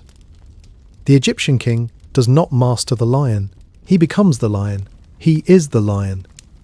The Sphinx is not a king defeating a lion. It is a king as lion. The human capacity for reason and rule housed within the animal capacity for strength and solar ferocity. This merging of the human and the animal divine is distinctively Egyptian, and it appears very early in Egyptian iconography, among the earliest known examples of composite lion-human imagery in the world, which raises a question that doesn't get asked often enough. Why the lion? The obvious answer is that lions lived in and around ancient Egypt, and were genuinely terrifying in a way that commanded religious attention. But lions also lived in Mesopotamia and sub-Saharan Africa, and the religious responses to their presence varied dramatically. The Egyptian decision to make the lion the embodiment of solar royal power specifically, rather than some other dangerous animal, reflects a particular way of reading the natural world that is not universal. One possibility is that the desert itself shaped this reading. The desert, in Egyptian cosmology, was the Red Land, dangerous, uncultivated, the domain of Set, the principle of chaos and disorder. The lion lived in the Red Land. It crossed between the desert and the cultivated Nile Valley as it pleased, respecting no human boundary. But in Egyptian theology, the desert was also where the sun set and where the dead went to become divine. The lion, as a creature of the desert, was thus a creature of the liminal, the zone where the living order of the Nile Valley gave way to the divine order of the afterlife. The sun was born in the east, travelled across the sky, set in the west into the red land, and was reborn again the following morning. The lion guarded both horizons of this journey. The Sphinx sits on the eastern edge of the plateau, facing east, and thus guards the moment of sunrise, the moment of Re's daily rebirth. In this solar theology, the Sphinx is not a portrait of a king. It is the king transformed into the solar guardian, the moment of royal transcendence fixed in stone, placed at the exact threshold between the city of the living and the city of the dead. The physical scale of the Sphinx enclosure is something that does not come through clearly in photographs. The enclosure is carved from the bedrock of the plateau. To create the Sphinx, workers did not simply carve a figure. They excavated an enormous rectangular pit in the limestone plateau and carved the figure from the remaining central mass. The walls of this pit are the enclosure walls, and they stand approximately 9 to 12 metres high along the western section where the rock was deepest. Moving that volume of stone required removing somewhere in the range of 400,000 to 700,000 tons of limestone. Estimates vary, depending on the method of calculation. This stone did not disappear. Some of it was used in the construction of the adjacent temples. The Sphinx Temple and the Valley Temple, both standing to the east of the Sphinx, were built largely from the blocks removed during the excavation of the enclosure. The giant limestone megaliths, weighing up to 200 tons each, that form the cores of these temple walls. The scale of the Sphinx temple megaliths is one of the genuine engineering puzzles of the entire Giza complex. The Great Pyramid is constructed primarily of limestone blocks, averaging about 2.5 tons. The casing stones of the Great Pyramid weigh between 8 and 15 tons. The granite plugs that sealed the internal chambers are estimated at 50 to 80 tons. The megaliths of the Sphinx Temple are in a completely different category. Individual core blocks in the Sphinx Temple and Valley Temple weigh between 150 and 200 tons. Some of the estimates for the largest blocks go higher. These are among the largest stones ever moved in ancient Egypt, and their movement from the enclosure to the temple construction site, a short distance, but a distance nevertheless, remains a matter of genuine archaeological debate. The question is not whether it could be done in principle. It is always possible in principle to move a very large rock a short distance with enough people and enough rope and enough patience. The question is the specific method, and whether that method was consistent with what we know about 4th dynasty Egyptian engineering from other contexts. The 4th dynasty was extraordinarily competent, but the Sphinx temple megaliths push the boundary of that competence in ways that the pyramid stones, for all their scale in aggregate, do not. This is one reason that some researchers believe the Sphinx Temple and the Valley Temple may predate the 4th dynasty building program on the plateau, that they were constructed before the pyramids, possibly as part of an earlier phase of activity at the site. The absence of inscriptions in either temple, unlike virtually every other major Egyptian structure which bears the name of its royal builder, has been used to argue both for and against this hypothesis. Absence of inscription might mean the temples were built quickly, in a period before the full elaboration of royal titulary conventions, or it might mean they were built before the conventions existed, or it might simply mean that their inscriptions were removed, or never applied, for reasons we cannot reconstruct. The temples are real, the megaliths are real, the engineering question is real. What they tell us about the timeline of construction at Giza is still genuinely open. There is one more thing to say about the people who built the Sphinx, or who built whatever preceded the Sphinx at Giza, and it is the thing that the argument about dates tends to obscure. They were human. Whoever carved that enclosure, whether in 2500 BCE, or 5000 BCE, or 8000 BCE, they were people who woke up in the morning and decided what needed to be done that day. They had families and arguments and beliefs about what happened after death. They had a reason to carve an enormous figure of a lion-headed guardian on a limestone plateau overlooking a river valley. The reason made sense to them. It was connected to everything else they believed, everything they feared, everything they hoped for. We do not know what that reason was with perfect certainty, even if we accept the conventional dating. We are reading their theology through fragments, incomplete texts, damaged imagery, the biased record of what happened to survive. If the conventional dating is correct, we have at least some of that fragmentary record. If the monument is older, we have less. If it is much older, we may have almost none. But the people were real. The decision was real. The work, the months or years of cutting limestone with copper tools, removing enormous quantities of rock in the desert heat, shaping a face that would gaze across the plateau for thousands of years, was real work, performed by real human bodies that grew tired and hungry and sunburned. The monument in front of us is the residue of an irreversible human decision made at a specific moment in the past. What the Sphinx asks of us, ultimately, is not a theory. It is something closer to attention. The attention you give to another person, whose inner life you cannot fully access, but whose presence you can register and whose actions leave marks on the world. Something happened here. Someone decided that this thing needed to exist. The evidence of that decision is still in front of us, carved from the living rock of the plateau, facing the eastern horizon, waiting with the patience only stone can sustain. We may never know everything. We probably won't. But the attempt to know, the archaeological excavation, the geological survey, the forensic analysis, the archival research, the patient reading of hieroglyphic texts, is itself a form of the attention the monument deserves. It is us, reaching back across the centuries to try to understand the decision that was made. It is the only conversation we can have with the people who built it. And so far, they have been remarkably patient with our questions. The word Sphinx is Greek. The ancient Egyptians did not call it by that name. The Greek word sphinx derives from a verb meaning to strangle or to squeeze, a reference to the Theban Sphinx of Greek mythology, a monster who killed travellers who could not answer her riddle.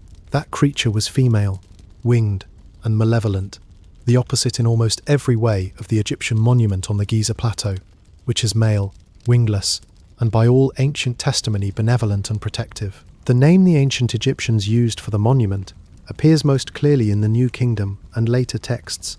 They called it Hore-Maket, Horus in the horizon, or Horus of the horizon. This name makes the solar identity explicit. Horus was the falcon god of the living king, associated with the sky and the sun. Horus in the horizon is the sun at the precise moment of rising, the sun on the threshold between darkness and light, between death and rebirth. In the dream Stela, Thutmose IV records the Sphinx speaking to him and identifying itself as Hore-Maket. It also uses the name Khafre, the scarab god, the god of the rising sun specifically, and Atum, the god of the setting sun. The Sphinx in the stele thus presents itself as the entire solar cycle in a single form. The rising sun, the midday sun, and the setting sun, all unified in the guardian figure on the plateau. This is not a monument to a single pharaoh's ego. It is a theological statement about the nature of time and divinity. The Greeks, arriving much later in Egyptian history, transplanted their own monster's name onto the monument, a name that carried entirely different connotations and has distorted the way the figure has been understood in the Western tradition ever since. When we say the Sphinx, we are unconsciously importing the Greek frame, the riddler, the monster, the creature that destroys those who cannot answer. None of that is Egyptian. In the Egyptian frame, the figure on the plateau is not a riddler. It is a guardian and a solar power. It does not demand answers. It provides presence, a fixed, luminous, protective presence on the edge of the plateau, between the living and the dead, between the human and the divine, between the day just ended and the day about to begin. Its gaze is not the gaze of a monster waiting to catch you out. It is the gaze of something permanent, witnessing the sunrise from a position it has occupied for longer than any of us can fully comprehend.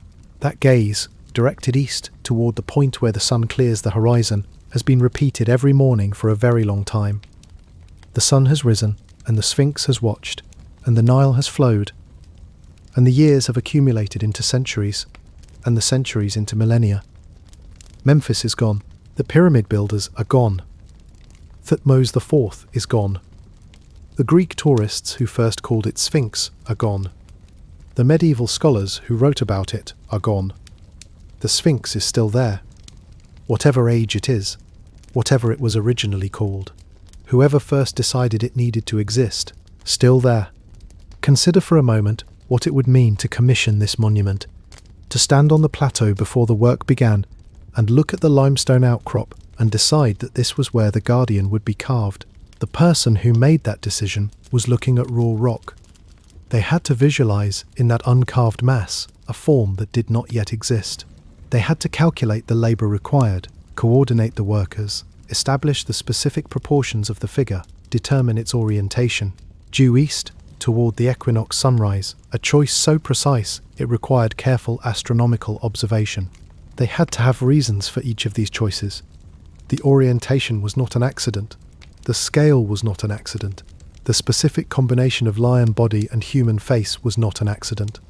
Each of these decisions tells us something about the people who made them. The orientation toward the equinox sunrise tells us they were observing the sky carefully enough to identify the equinox and understood its significance. The scale tells us they commanded enough social authority to organize sustained collective labor. The combination of human and animal divinity tells us they had a developed theology of divine identity that could accommodate and celebrate that kind of fusion. These are not primitive qualities. They are the qualities of a civilization, or at minimum, of a culture in the process of becoming one. The Sphinx is not just a monument. It is a snapshot of the moment when the impulse that would eventually become ancient Egypt was first powerful enough to leave a mark in stone. Let me close not with a conclusion, because there is no conclusion available to us, but with an image. At some point in the fairly recent past, geologically speaking, the limestone ridge that became the Sphinx rose out of an ancient seabed. It sat there for millions of years, gathering fossils, cracking along natural joints, being shaped by wind and sometimes by water, slowly taking on forms that erosion carved into the softer layers. And then people came. Whoever they were, whenever they lived. 4th dynasty Egyptians of the 26th century BCE, or pre-dynastic peoples of the 5th or 6th millennium BCE, or someone else entirely, they recognized something in this ridge. They saw in it a possibility, or a necessity, or a sacred obligation. They brought tools. They worked. They carved the soft limestone away to reveal something that is part statue and part geology. A thing that was always, in some sense, inside the rock, waiting. When they were done, the face turned east. It has been turning east ever since, through the rise and fall of Egypt's dynasties, through the Greek and Roman periods, through Islam and the Crusades and the Ottoman Empire, through Napoleon and the 19th century archaeologists with their shovels, through the century of excavation and restoration and geophysical survey that has given us almost, but not quite, enough to understand it. Every morning, the sun rises directly before the face of the Sphinx. The alignment was either intentional or fortuitous, and either possibility is extraordinary. If intentional, someone 4 or 5 or 10,000 years ago understood the Earth's geometry precisely enough to orient a monument to greet the equinoctial dawn. If fortuitous, a monument of such importance simply happens to face the rising sun, which the Egyptians, for whom the rising sun was the primary symbol of divine order, would have recognized not as coincidence but as confirmation. The Sphinx watches the sunrise. It has watched it for longer than we can agree on, and in some sense, that act of watching, that fixed eastward gaze, patient beyond patience, enduring beyond endurance, is what the monument is about. Not the face, or the lost nose, or the underground cavities, or the water erosion, or the disputed pharaoh, the watching. There is something in this that belongs to the part of us that is older than civilization. The part that still lifts its face instinctively toward the light coming over the horizon in the morning, and feels, for a moment, that the world is beginning again. The Sphinx will still be there tomorrow morning, still facing east, still watching. There may be chambers beneath it we have not opened. There may be inscriptions we have not read. There may be a story about its origins that we have not yet uncovered, sleeping in the limestone, waiting for whoever is patient enough, curious enough, careful enough to look. For now, the questions are real, and they are old, and they are genuinely unanswered. And that is not a failure of knowledge, it is an invitation. Let the Sphinx watch the horizon, and let yourself rest.